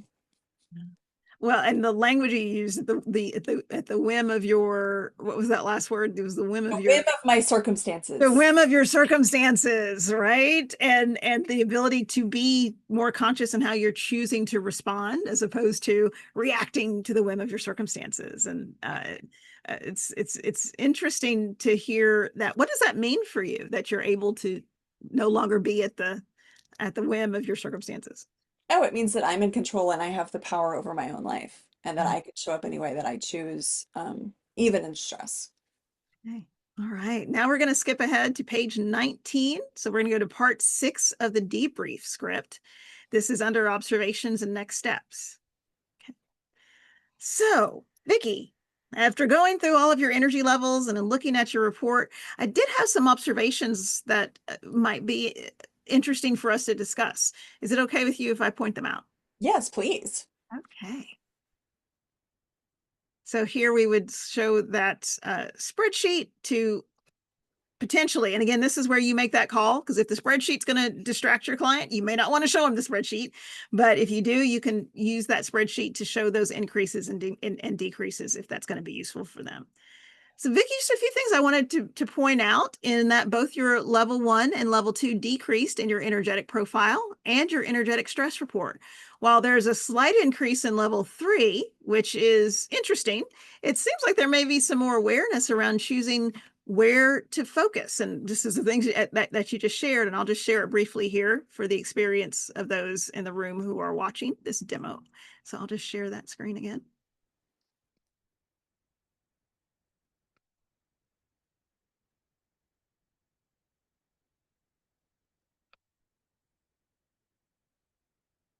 Okay. So it's just interesting to see that change in level 1 and level 2, that they both decreased in your energetic profile and in your energetic stress reaction. There seems to be, to your point, more awareness around choosing where you focus your energy, both under stress and when you're not under stress. And levels 6 and 7 had the highest increases in your energetic profile and your energetic stress reaction. So we see level 6 and 7, 6.7%, 10.8% in your energetic profile, the EP, and 9.4% and 14.3% in your energetic stress response. And in both your EP and your ESR, there may still be some avoidance in making decisions, but it seems that there's been a shift from that level 1 of overwhelm or perhaps some of that doubt, and you're tapping in more to that level 6 sense of creating more joy and peace in the moment. I also wanted to just to share that while there's a decrease in level 2 energy, which was an energy level that you kind of mentioned you weren't as comfortable with the last time we spoke, there was a decrease in your level 4 energy, which has been the primary level in your initial EP or energetic profile. So since level 4 is focused on service and compassion, and level 2 is aggression or anger, it seems like there might be a connection between these two energies. Perhaps by using your level 4 energy to continue to be of service while also setting boundaries with other people, again, giving and giving and giving and giving, you could access your level 6 energy more by releasing some of that level 4 and some of that level 2 that freed up more energy to tap into your level 6 and you're operating from that more creative level, right? You talked about wanting to create or have opportunities for more creative solutions. So it might be that you're taking greater responsibility for your own choices based on what you shared. That's exactly potentially what you said was happening. And then allowing others to take responsibility for their choices, which is allowing you to tap into that level 6 energy. So when we look at that and hearing that, what comes up for you? A lot. Because I said a lot. Yeah. So when I think about the decrease in 2 and 4, Mhm. um, I recognize that. There were some changes in my workplace, and I was having to navigate my energy, and my workplace has changed, and so I'm not having to do a lot of energetic management because I'm doing a job that's more aligned with who I am, and that has sort of shifted how I serve myself and how I serve others. Yeah. So that's the 2 and 4. The decreases in 1 and 2, obviously I still experience them, but I'm letting myself sit with them and just accepting that they happen for me, and that they're going to be present, but that I can get through it. And so, like when I have those difficult conversations about politics with family members, that I know that it's okay to have these feelings, but that I can work through them and try to tap into that joy and love from, level 6. Yeah. Yeah. Well, Um, oh, go ahead. I was saying the other thing about an increase in level 3 is that I'm stopping trying to fix things for other people. I'm like, I'm not going to take that on myself any longer. And so that's where I sort of see the increase in level 3. And when you think about these increases and decreases, and you think about specific areas of your life, you talked about some of the issues with your uh, family around some of the issues in our political arena these days and having those conversations. Where do you see the level 6, level 7? What areas of your life are you seeing that you're able to tap into even more? Um, so it's sort of on a daily basis all the time. I'm able to recognize beauty and creativity in like the small details of life. Mhm. Okay, very good. Good. And you mentioned as well the connection to other people, working with other people. You mentioned that a few times as well. How does that connect to the level 6 and 7? I'm just more present. I'm Mhm. more present in that moment, when I'm working with them so that we feel part of a whole. Part of a whole. Okay. So, with all of that in mind, and as you listen to my observations, anything that stands out or anything you're still curious about? Um, I've just I've noticed that I'm accessing more anabolic energy. And I'm noticing that, especially since we've brought it up here, that it really has shifted and really has changed for me. Um, and that I've learned that I have more energetic shifts than I realized. Um, and I plan to, and I'm excited to continue working on this, and working on my energetic, understanding my energy and how I'm tapping into it and being able to do it in more of an anabolic way. Okay. Well, speaking of wanting to continue to do some work on this, as you've seen, and we talked about these shifts in your awareness and in your energy, what's one particular area or maybe a few specific areas that you'd like to focus on next through coaching? I want to take a look at my stress reaction and, how I can actually access more higher levels of energy when I'm under stress. Because I actually know that we've discovered I have the power to shift my energy. And so I want to continue to look at that, the level 1, level 2 energetic stress reaction and see if I can't shift that, um, more so when I'm under stress. Okay. And with that being the goal, how would you like to leverage our coaching in support of that? Well, I would like to continue to work with you so that we can actually help me continue on my growth path. Wonderful. And cut and applause for Vicky. Very good. Vicky, thank you so much. Very good. Welcome.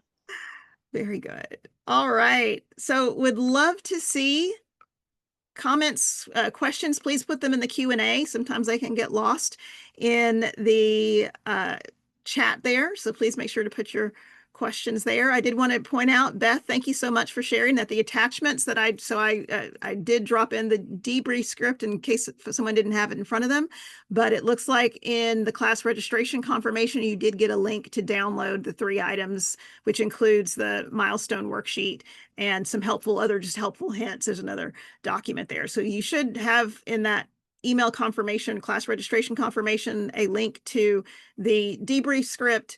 It sounds like you also had access to the milestone energy worksheet. That's an Excel file. And then also you should have had access, I believe, if you go to that page, you can download also just some helpful resources and helpful hints. Just going through the chat here is that, again, please put any new questions in the Q&A.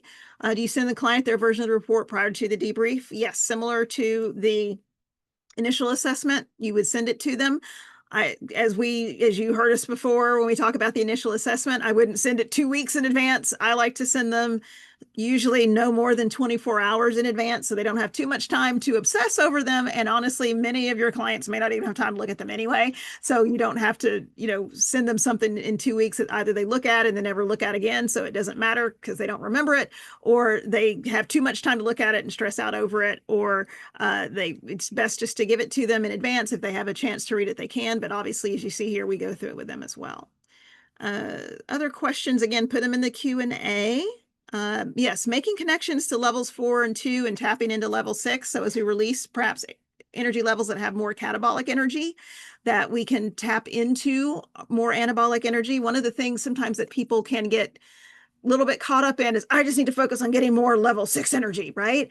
And the reality is, and you all have heard this and remember this from class, that energy cannot be created or destroyed, just transformed. So all the energy we have is there, but if we're using it all in perhaps more catabolic energy levels, there's less available for the more anabolic energy levels. So if we can actually focus on releasing some of our catabolic energy, that will free up more cognitive space in our brains, more emotional space in our bodies to engage in these more anabolic levels of energy. So that can be something else to keep in mind, that yes, maybe this didn't change as much as I'd hoped it would, but look what did change. That just by making smaller changes, potentially in some cases, and some of that level 2 created big shifts that tied into that level 6. Very good. Well, and this point, Phyllis, that the client is familiar with the levels and the terminology. So that really is the case when you're doing the milestone. And that's why it's so important to have the conversation, but it can also make the conversation much richer because they do have the awareness of these different levels of energy. So it's actually to the client's benefit that they can actually, and this is assuming that they're showing up in the fullest, honest, authentic expression of their willingness to want to learn, that they are engaging in this from a truly conscious, intentional way, in a truly conscious and intentional way about which levels of energy that they want to. So I wouldn't see that as a drawback necessarily, because your client is going to be familiar with the levels of energy by this point because they've already had a debrief. You've been working with them for 6 months at least. And so we've been talking about energy levels all throughout. So that is inherently what is going to be true in your real life as well. So important to keep that in mind, that you're going to have a richer and deeper conversation because your clients understand these even more. All right. Increasing understanding and awareness. Very good. All right. So no other questions popping up, but great stuff coming out of the chat. And again, please feel free to keep putting those comments, or I'm sorry, those questions in the Q&A if you have them there. So that was a snippet of a demo there. So again, it would take another hour and a half if we were going to do a full-blown script word for word, but wanted you to see kind of the big pieces and how we manage that through the process with our clients. So now that you've seen how the milestone debrief works, we're going to just take a moment and talk about some of the potential challenges and opportunities that come up when you're in this process and how do you navigate them. So we're going to think about, as we compare and contrast these 2 reports, it's reasonable that questions are going to come up. Well, how do I explain this? Or how do I explore this with my client? Or this doesn't make as much sense, or they really haven't. Someone mentioned earlier, I think that was you, Suda, who mentioned, well, what if nothing's really changed, right? What happens if the results got worse? Or what if their results look exactly the way they did before? Or any number of things that are coming up. And as I said, remember, the assessment and the information from the assessment is an opportunity to go deeper with our clients. There are no right or wrong results, only a chance to explore what comes up from our clients and help them determine how they'd like to move forward. As we mentioned, not mentioned, but as you saw in the demo, Vicky's results from levels 1 and 2 in that energetic stress reaction didn't change much. But one of the things that she shared in the demo was that, but I actually do still have a lot of things that are causing me stress. So it makes sense that these still might be some of my behaviors. And then we also were able to connect that to, but I do see areas where I'm starting to engage with that level 6 and level 7 energy more. So while maybe overall that level 1 and level 2 is still my default and my secondary in my energetic stress reaction, I can also see some lights at the end of the tunnel where I'm making some shifts. Okay, so let's just dig into some of these things where it really is about the conversation that we have with the client to quote unquote do some troubleshooting, because there is no trouble. I don't want anyone to feel like, oh no, there's a problem. How do I handle that? So it's we'll call it troubleshooting for lack of a better term, but it's really important to understand that, as I said before, it's not about you having an answer for the client exactly as much as it is helping the client understand what's happening for them, because that's where the answer comes from. Because this is not my diagnostic tool about how to fix someone. We are not fixing anyone. No one is broken. No one needs a diagnosis because I don't live their lives every day.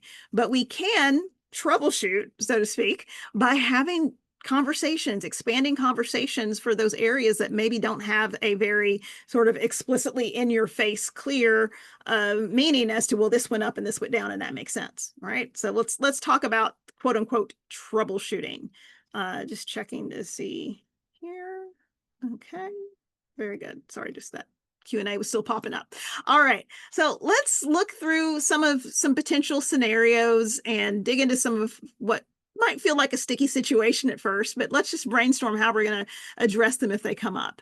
So first, maybe you're totally bought in the idea of the milestone assessment and you want to incorporate them into your new coaching agreements. Great. How do we want to do that? Okay. What if your client doesn't want to take an ELI milestone assessment, right? What if your client didn't contract to take another assessment? Because again, we talk about building this into our business. You would have built in a charge for them taking another one, right? Or something like that. So maybe it just wasn't part of the contract that they were going to get another assessment, or they just don't want to take another assessment. So just drop into chat. What might you do in this situation?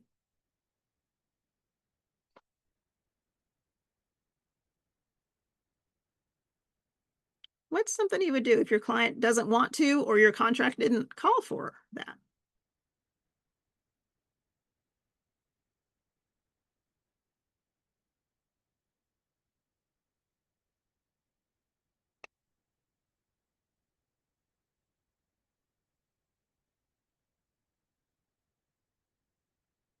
Take a guess. Again, no right or wrong. Just drop them in. What are some things that you would do if your client doesn't want to take it?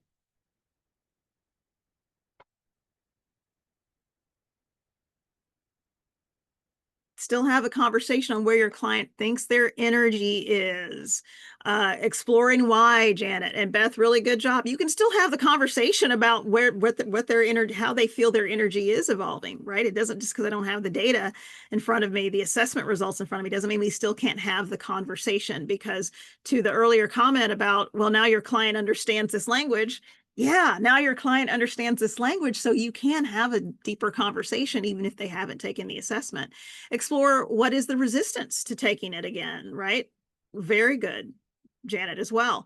So those are the things we talked about here. So you could coach them around their resistance, what's coming up for them, what makes them hesitant, right? Because perhaps there's some fear there, right? There could be a fear that, oh, what if it didn't get better? Or what if it got worse? Or what, this the same fears you might have as a coach of like, oh no, what if it gets worse? Or what if nothing changed? Your clients might have as well. So we could coach to understand where that resistance is and help them address, okay, And what happens? What's the worst thing that would happen if it hasn't changed, right? We can do some safety net coaching around that and help them recognize that sometimes I just need to get over, it's like nothing really. If it hasn't changed, there really isn't anything to fear. It's just going to be maybe unexpected, or I might be disappointed in myself. And, again, we can coach them through those kinds of issues or those kinds of concerns, asking questions based on their last ELI results and how they feel that they are showing up energetically now, to the comments there as well. Potentially, again, we want to be careful about sharing our own experiences, even though we want to make sure it's not so much about us. It could be something that you share, again, sharing your expertise. So sharing expertise that, I've had other clients in the past who really benefited from having it, right? Again, don't want to make it too much about us, but perhaps just about other experiences and how other clients have benefited from it. Ask your client how they're feeling energetically and where they want to improve. So again, because they know this language, they understand the levels of energy, there's still a great opportunity for them to still have this awareness of, well, I could be doing this more. I would want to engage in this energy level more. Again, it's important to feel comfortable enough to address these through the skills we already have. We know how to coach people around resistance. Resistance is actually really helpful because it indicates that something's going on below the surface. So we get curious. That's what we do already. Ask them what's coming up for them around taking that new assessment, right? And then ultimately, if your client just doesn't want to do a milestone assessment, we don't force them to. It doesn't mean you can't still have the discussion and go through some of the same concepts, right? So you could do a follow-up and just ask questions based on their last ELI results. You can check in on how they want to move things forward. And if now isn't the right time for them to take a milestone assessment, you can just invite them to consider taking it down the road. That is a continued source of motivation and re-engagement with your client. Hey, if now's not a good time, we can check in and do it. Okay, we're at month 6. Maybe we'll come back and look at it in month 9 or month 12. All right. So here's another potential pitfall. What if the client's ARL went down?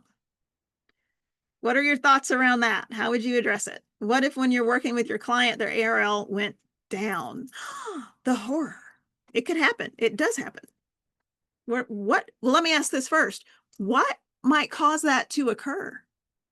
Why might my ARL go down? If I've been doing all this work and I have more awareness and consciousness, why might my ARL go down?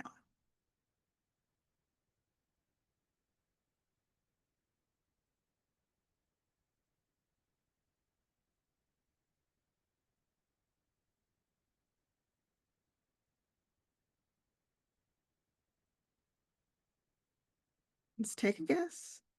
Major life events. So maybe some things have just happened that have caused that to happen. They may have been settling, Sudha says. Releasing energy, major life event that's causing stress. So maybe something significant has happened in their lives that has caused them perhaps to have or experience more catabolic energy. Very valid. But it also could be that, you know what?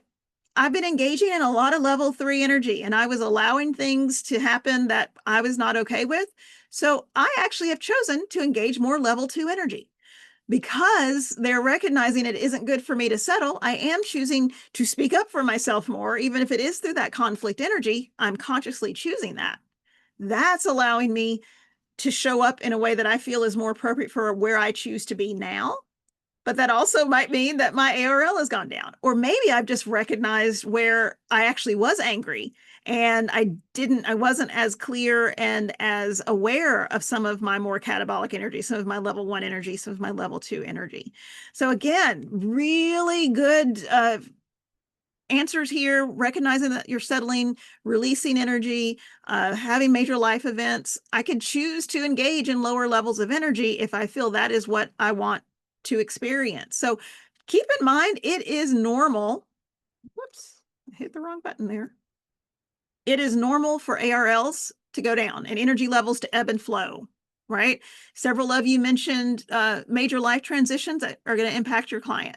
They could be facing a big personal loss, grief, loss of a loved one, a job, just an overall way of life, empty nesting, all sorts of things can happen. They could be facing a health crisis. They could be, now I'm the caregiver for someone when I wasn't before. And so that could be a big part of it. It's just life be lifing, as they say, right? So it's out there, it's causing challenges, and I am experiencing more catabolic energy. But as long as I'm aware of that, or I'm enhancing or raising my consciousness around that, that's still something that we can continue to work on, right? It's about choice at that point. Now, also, there could be a conscious reason, as I said, for that change. So again, let's go into that because I see some comments here like, choice. What if it is choice? Um, and yes, Nicole, as well, you could be a big part of healing and letting out that catabolic energy that's been suppressed. So let's take a look here. We had our original ELI at 3.84, and it's now down to 3.64, right? What's happening there? In their second report, 6 months apart, and their ARL went down 0.2 points, right? Decrease of 5.21%. So now out of context, you might think, oh, that's looking at the numbers, that's, well, I don't know if that's good, right? Okay, but what we want to do is look at their answer keys and look at what responses might have changed. And this is an understanding of how your client experiences different levels of energy as well. So let's just say, for example, that this client has been working on not taking on other people's stuff so much, right? I just don't need to be taking on the world's responsibilities and allowing them to solve their own problems, which we talked about, like that decrease in level 4 energy. But you also know this client is currently going through a really difficult relationship challenge and allowing themselves to feel and express their anger in a greater way, which shows up in their increased level 2 response. So while the ARL may have gone down, that's actually quite a bit to celebrate because now the client has the ability and is making more conscious choices about how they want to show up, right? I'm allowing myself to experience more level 2 energy in this relationship because I've been suppressing it for so long. So to your point, Vanessa, so many possibilities, right? There is potentially even, and I will say, you say it's not likely, but did they answer honestly when they took the ELI the first time? That could possibly be. And I wouldn't say necessarily they were trying to be dishonest, but especially if you're giving this, say, in a work environment, they might have been so in their head and still a little bit cautious about, hey, what are y'all giving this assessment for, that they might have answered in a way that they thought others would want them to answer within their organization. And maybe by the time they come back and take the milestone assessment, they trusted enough that like, okay, I've done some work. I feel good about taking this assessment. I trust that this is for my benefit, and they're able to take it from a more conscious and authentic place and not feeling like they're trying to fit into a box that someone might put them in. Okay. So good stuff there. Good stuff. You all are really starting to tap into what could cause some of these changes. And again, this is all stuff that you're familiar with. It's ultimately still about staying curious, not trying to fix things, but staying curious and supporting your clients in their journey of awareness and insight and knowledge into what they're experiencing. And then, of course, we mentioned this earlier. What if the report didn't really change much, right? That's another potential challenge that you might face and probably will face at some point, is that stuff just didn't change that much. And the current results aren't that different from the previous results. And that's especially common if you take it less than 6 months apart, because 6 months is usually about the time it takes to make a significant change. I have very rarely done it at 3 months, and that was for people who, there was a special reason why we did it based on the program that we might have done. I wouldn't do it any less than that for sure, but at 3 months, don't expect to see a lot of change. So if you do an ELI as milestone at 3 months as opposed to 6 months, then you might not see a lot of change because they just haven't had as much time to affect that change in their lives. But let's say it has been 6 months plus, and their assessments haven't changed. What would you do? How would you address this with your client? So let's drop it in chat.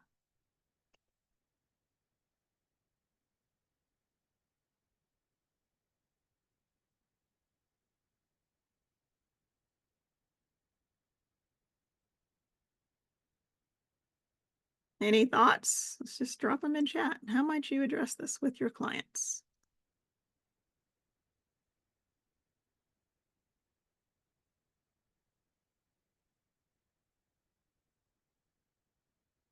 Okay, as you all are maybe thinking and typing some things in here, keep in mind our role here is to coach. As I said, this is not a diagnostic. This is not me coming in to diagnose you as though I was a medical or clinical practitioner. If nothing's changed in your client's report, acknowledge and validate any feelings they might have about that. Oh, I'd really been working on this and I expected it to change more. The acknowledge and validate is going to be so critical to help them normalize that, hey, sometimes it takes time for these things to happen. It makes sense that you've been working on this for so long that, or not so long, maybe that might be the best way to phrase it, but it makes sense that you've been working on this for these past 6 months and you were hopeful to see more change. So it makes sense that you would have that sense of disappointment, right? So we want to acknowledge and validate that first, and then ask them empowering questions, right? Even if you didn't see a change in the numbers, in the results, how are you feeling overall about your current energetic makeup, right? Helping them tap into that. We saw that in the demo with Vicky, because even though there was, hey, I thought there'd be more change in my energetic stress reaction, there was an awareness also of, well, here's where I'm also doing really a lot of work on being more intentional and aware, right? What, if anything, would you like to change, right? What areas of your life would you like to make a change? What might be the opportunity in changing your energy in these areas? So again, we just stay curious, ask them what change they were hoping for. Where did they not see change that they wanted to? So it's part of helping us understand what the client, or helping the client understand, more importantly, what were their expectations around them and what did they think was going to happen? Really helping the client name their desires, get specific about which situations that they want to change can really help direct that conversation and help them determine what action steps they want to take moving forward with coaching to continue on this journey.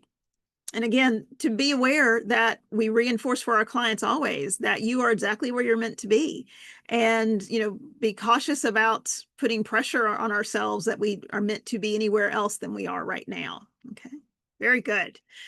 And let's something else popped up. If the levels are not changing, what would be the problem? It's not depending on the objective the client has. I'm not sure, I'm entirely sure that I understand that comment, Andrea, but it doesn't mean there is a problem at all. It just means that they may not have had as much opportunity to make some of these changes, or it could just be they're still at the point that their awareness has changed. They are more aware of how they're showing up, but they haven't actually made that shift to doing anything about it yet, right? And that's perfectly normal as well. It takes time to move from awareness into action sometimes, especially some of these behaviors and responses and reactions are very much a part of how you've lived most of your life. So as a coach as well, don't take this as, oh my gosh, the coaching isn't working. It's really about understanding what the client's experience is. So I wouldn't say that there's a problem.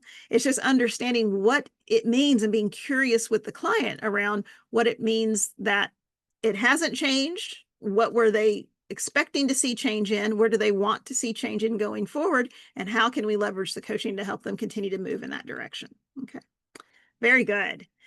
And to that point, how can you support yourself as a coach regardless of our client's results? Remember, this is important because it is always about the client, not, oh, I'm doing poorly. Their assessment results didn't change, so I must not be doing a good enough job. All the things that start to tap into our heads. Remember, it's not about us or our assessment of how well or not well our client is doing. But when we see a client who kind of goes down or stays the same, even after working with us, and we brings up some of our own catabolic energy, our own insecurities about ourselves, our own stuff, so we can support ourselves. So how do you want to support yourself? So just please type in chat. I'll go through a few things here as well. But I want to see you all think about, based on your knowledge of yourself and your own experiences, how will you support yourself in not getting kind of sucked into this? Let's see what you come here. And again, just type it in chat. What are some things that you want to kind of have in your back pocket to be ready to say, hey, this is not about me, right? Self-love. Very good, Don. Yeah, recognizing that I have value, I am loved, I am supported in my life, regardless of, these particular outcomes. So again, things that we can think about, and please just keep putting those in chat because this will support all of you in learning from each other. but practice that energetic hygiene, right? Centering yourselves, giving yourself space to sort of clear out all of this and keep yourself from personalizing or taking responsibility for someone else's energy. I do not have control over anyone else but me. And my client is on their own journey. This is not me dragging my client along the yellow brick road, right? This is me creating the space and holding the space and giving the client the opportunity to explore their experiences. This is not about, did I fix them? Because no one, again, needs to be fixed. No one is broken. And it is not your job, even if they were, as a coach, to do that. We're helping them understand how they can live at their highest, most anabolic potential that they have within them. Yeah, my clients on their own journey, trusting the process. Great insights, everyone. Keep all of this in mind. And it's perfectly natural that we might have that initial stress reaction to kind of get nervous and like, oh, I'm doing a bad job. But remember, this is your client's journey. This is their own journey of exploration. This is also about, quite honestly, their own willingness to work through their own stuff, right? So just keep all those things in mind before we kind of take ourselves down that primrose path of spiraling into a lot of self-doubt, and hold space for ourselves. Okay. All right. Now that we've explored the milestone assessment, how it works, showing you how much deeper you can dive into your client's energy, just going to take a little bit of time here to put your visioning hat on and help you explore the possibilities of how you can create greater impact for your clients and greater success for your own business. So I invite you all to take out a pen and a piece of paper, or you can pull up a document on your screen, whatever. And when I say go, you're going to have 60 seconds to write down as many ideas as possible about how you can use the milestone assessment in your coaching. Okay, so let me start my little timer here. All right, 1, 2, 3, go. 1 minute. Brainstorm as many ways as possible, any ideas you have about how you can use a milestone assessment in your coaching practice. Just write them down for yourself for now. You don't have to put them in chat yet.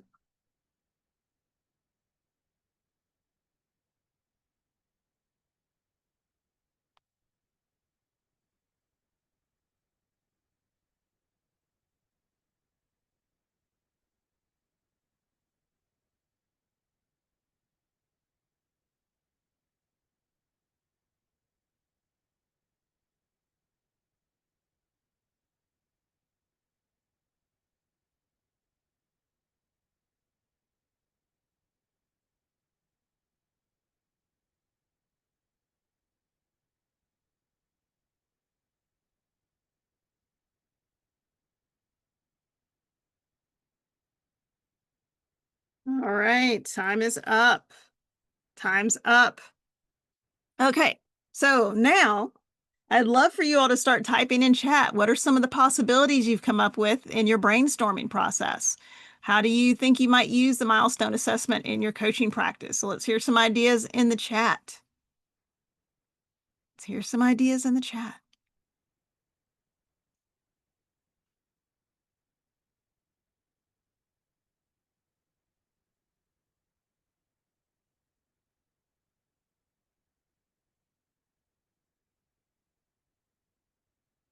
Add it to my 6-month program. There you go. Operationalize it. Just put it in as part of the package. Make it part of that. You have the initial one at the end of the program or at some other point, depending if you've got the 6 months, probably at the end. It's just a part of what you do, and adjust your pricing accordingly to make sure you're covering your time and in prepping for the milestone as well. Very good. Reaching out to past clients, right? So you could go right now and say, you know what, in the last 12 months, I've had 15 clients that their coaching engagements have expired. So let me just follow up and offer them a refresh. You might get a new engagement as a result of that, right? So you could go do that right now after we get off this session. Offer it with every renewal. So, hey, you get your ELI included with the renewal when you renew a coaching package.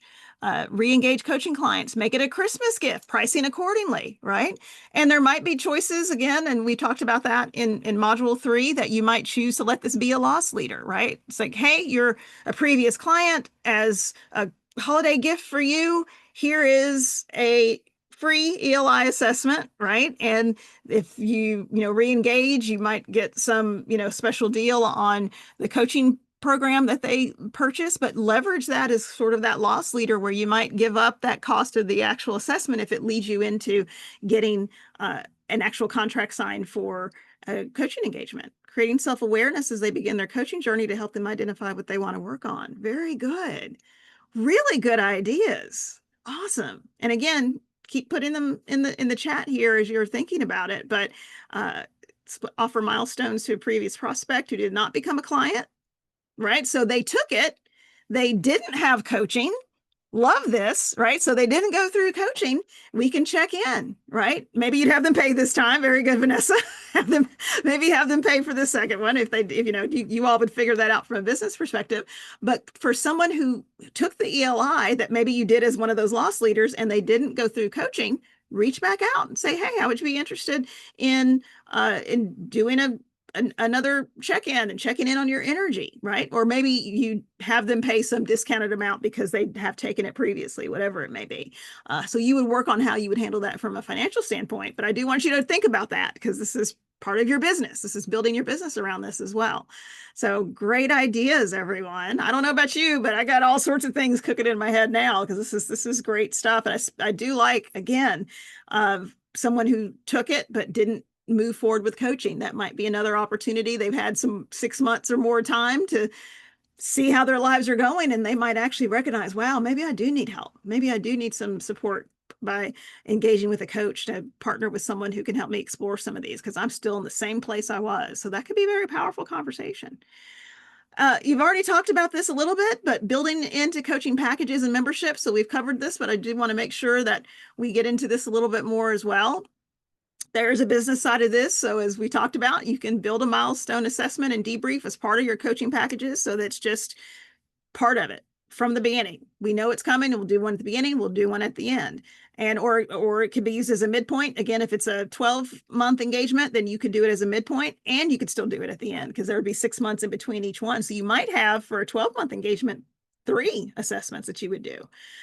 Again, this is going to help show how the client's energy is shifted during your work together, as well as to continue that energetic momentum with the client and have them really consider where coaching in a new area of their life could be beneficial. Okay, I did the things that I came here for in January.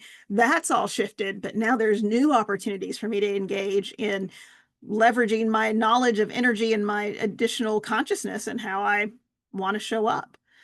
This structure also really does lend itself to a client community or a membership model where you could offer participants like milestone assessments throughout their membership with group training or group sessions. So maybe, okay, I did a big 6 or 12-month engagement. I don't think I need that again, but maybe as a coach, you offer a group kind of maintenance, right? Where you get maybe another milestone assessment or 2. Maybe it's a 6-month coaching and a 6-month group coaching.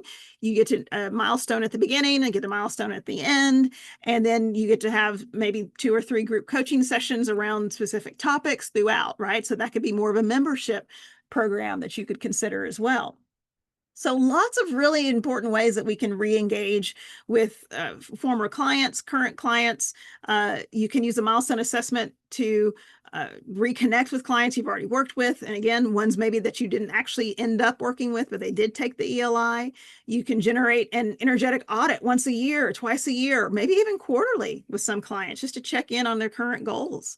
You can also tap into another resource you have is utilize this through the 360 or with couples or groups. So you might be wondering if milestone assessments can be utilized in our special use cases around the 360 when you're with couples and or groups. And I will say couples, keep in mind, couples can be just pairs, right? These can be business associates, people who work together really closely. These are 2 It doesn't have to be a romantic relationship to be a couple. It could just be a pair of people who have a really close relationship, who we are two VPs and our departments really are integrated and we work together all the time. And we want to make sure that we're continuing to engage energetically as a pair in a way that's useful for our work styles, for our energy, and for the energy of the teams that we lead, right? So an ELI 360 assessment can certainly be used as a milestone assessment tool.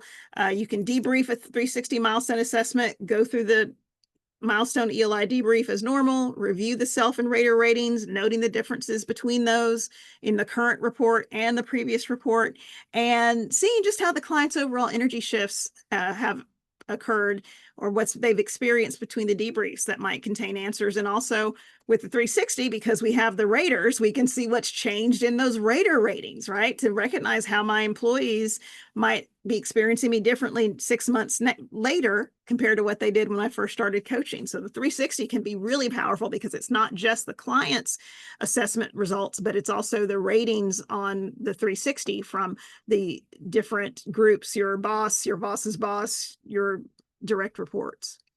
For couples, again, or a pair of any sort, you can use their previous combined ARL, compare it to their current ARL, do a milestone assessment for them as an energetic unit. Again, whether it's a romantic couple or just a pair of people who have close connections and a strong relationship with each other, to see where their energy is shifted. You can identify couples' combined energetic expression based on their current energy, their previous energy. You can look at their combined energy across each energy level. And then for groups, you'll condense the debrief down as you normally would, just focusing on prominent energy levels of the group overall. So if you're doing an intact team or you're working within an organization, then you're going to facilitate a discussion on the progress at a higher level and the energetic shifts that have occurred and what new insights are available with the data that they have from their current and their previous.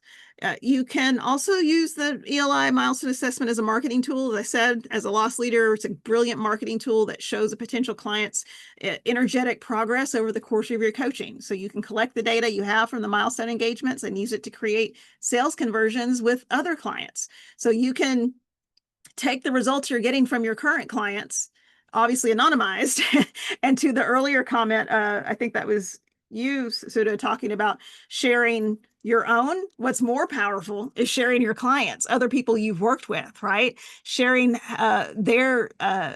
it's a chance to show our clients their energetic progress over the course of your coaching engagement, offering someone the opportunity to see shifts in their own energy blocks. Again, all this would be anonymized if you were talking about other engagements, but it's just a great way to leverage the work you're already doing as a testimonial to the client with their own data, or perhaps with some of the insights you've gotten from other clients. Again, anonymized as well. So we never put up anyone else's worksheet or anything like that, but you can look at all of your clients potentially and say, over the past 2 years, my clients have seen an X% increase in their anabolic energy and their ARL, whatever that may be. So as you can see, these assessments, you can use them with all clients, as we started off earlier in the session talking about you can use with anyone who's taken at least one ELI assessment. It's a tool that can be used 6 to 12 months after an initial debrief to have its greatest impact. If it's been longer, that's okay too. But you don't want to go too much less than 6 months, because they just may not have had as much time to actually affect some of that change in their lives. And then again, you can just continue to use it again and again to do energetic check-ins on whatever cycle that you choose. Okay. So that's a lot of information over the last couple of hours. But again, milestone assessments are for all clients at all stages, and the possibilities are endless. I think someone mentioned that as well. So just so much that this can open up to even deepen your coaching engagements, your coaching partnerships with your clients and potential clients. So you may be asking, where do I find all this great milestone info? It's a good question. It's all in your hub as usual. So it's in your student hub. You have access to all the resources associated with milestone assessments and debriefs, the script, the new spreadsheet. You can go out there and find it out in your hub as always. And to get you started here, be on the lookout for an assessment to show up in your assessment manager soon. So you have a free ELI assessment in your manager there. We recommend that you use this assessment to take the ELI yourself again, especially if you haven't since Mod 3, and have one of your fellow coaches debrief you. So going through that milestone assessment process was going to provide you with valuable energetic insights and build your confidence in offering one to your clients. So before we start to close out here, I'm going to check in and see what questions have popped up. What questions? I have a client who was previously coached by another IPEC coach who is no longer practicing. The client has already taken the ELI, but I don't have access to their assessment results. Should I start fresh with a new ELI? You definitely could, and you will start with a new ELI one way or the other. If it was a long time ago, especially, it probably might be even better just to start new, so you'll have an understanding of where you are now if that person hasn't been coaching or hasn't been coached in a while. Potentially, you could check with IPEC to see if there's any way to get access with that, or if you know who that coach was, to see if they have access to it. But again, if it's been a long period of time, since we know this is an attitudinal assessment, so those changes might be different, you may just want to start over and start from where you are with this client as opposed to where they might have been several years ago with a different coach. So good question there. How would you explore a response, financial satisfaction from the client satisfaction question? We don't typically directly reference it. So in that case, you again, you're not saying that you have issues around, financial success and you're dissatisfied with it, but we might specifically mention someone who's experiencing level 4 energy might be experiencing it around different aspects of their life, in their working relationships, or maybe in their satisfaction with their financial success. So we might just bring up the language to see if it pulls anything in for them, as opposed to actually saying, well, you said you were moderately dissatisfied with your financial success or with your intimate relationships, whatever it may be. So yeah, we don't point out again that we saw it on their satisfaction survey. That can bring up some defensiveness and discomfort for them, but we can bring up some of that language around the context of the levels of energy so that they might connect some of those dots for themselves. Okay. And also just mentioning something specific like that might help them expand their thinking about, oh, this is for work and I'm fine kind of with stuff at work, but I've got some personal financial goals that I have that I'm not okay with, right? So just helping them by sparking that language might help spark something within them. Okay. Any other questions? Other questions? Okay. Well, a few more things here as we start to wrap up. Again, we talked about where to find the resources. And just as we take a step back and recognize that we took a really deep dive into the ELI milestone process today. And again, since there are many of you who haven't used this before and done the milestone, this is a great opportunity just to combine your expertise in the ELI debrief process with the new insights that the milestone assessment offers, both just from your own knowledge of energy leadership, helping you elevate that more, helping your client expand their knowledge and elevate their opportunity for growth and development as well. So just lots of opportunities that have come out of just a lot of information today. So I appreciate you all for being here as we kind of just revisit some of the key topics. You've seen the value of a milestone assessment. We've shown you how to conduct the debrief. You had a demo of that. So now I'm going to give you an opportunity just to gauge where you stand. Now that you have some of this insight, how to integrate the milestone into your coaching practice. Again, you've got a lot of information. So let's just launch a quick poll. So I'll stop sharing again. And here we go. Polls and quizzes. So let's talk about, what is your current confidence level with the milestone assessment? 10 being super confident, 1 being not at all confident. How confident do you feel using milestone assessments?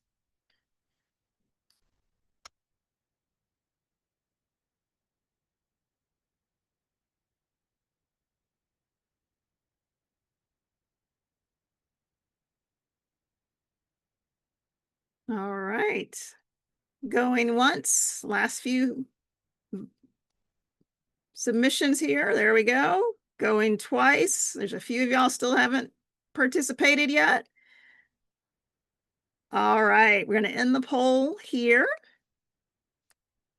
And we see, so we've got everything from a 9 to a 5. And wherever you are, it's where you're meant to be, right? It's if you're feeling really confident about it, there's lots of opportunity to now take that energy and that anabolic energy and move it forward. And if you're not confident about it, there's opportunity to continue to engage and work on your knowledge and get more insight and read through the resources we provided, look at the debrief script, continue to do the work so that will help to enhance your confidence. So wherever you are is exactly where you're meant to be. So good job, everyone. Again, the fact that you're here at all says a lot, and it starts the next chain of events that are going to allow you to continue to move forward and how you want to leverage the milestone reports. I would love for you all to just drop in chat just a few ideas. Just take a moment and share the very next step that you're going to take toward incorporating milestone assessments in your coaching practice. And then Vicky's going to jump in here and share something with you as well. But just drop in chat. What do you want to, how do you want to move this forward? We want to cheer you on. We want to champion you. Again, you might want to exchange information with some folks you've seen out here today, or reach out to them and get some information, or find them on LinkedIn and see if you all can support each other and maybe do a little mini mastermind on some of the stuff. Who knows what you could do? But we'll just go ahead and give you all a chance to drop that into chat. And then Vicki, I think you had some stuff that you're going to share. I do.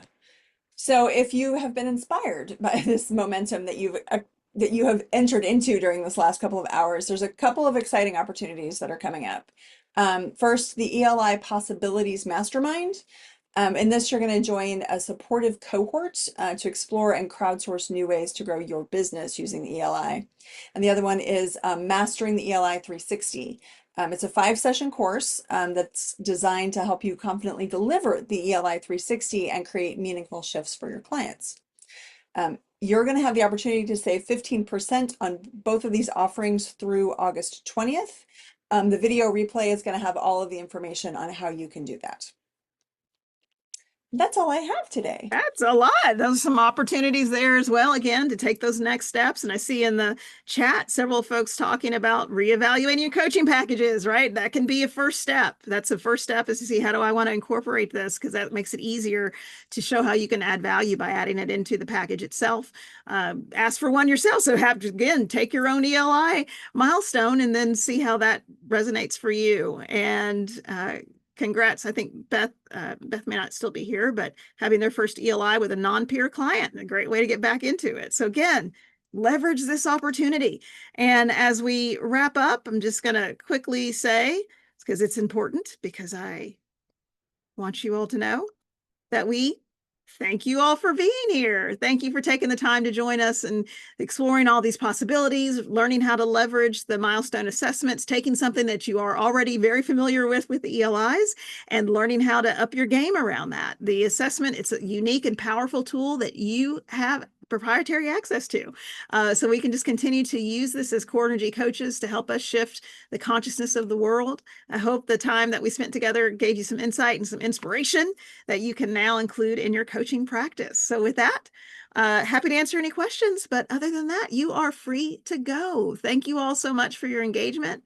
And thanks so much to Vicki for being an awesome co-host here, but also being a great demo client, which is always something that's important to have. So thanks to everyone, and thanks to you as well, Vicki. Much appreciated.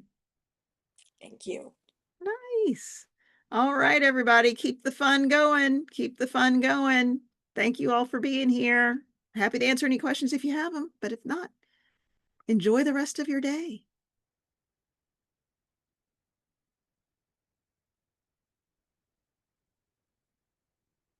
All right. Doesn't look like we have any questions. Okay. All right, everyone. So thank you. And again, enjoy the rest of your day.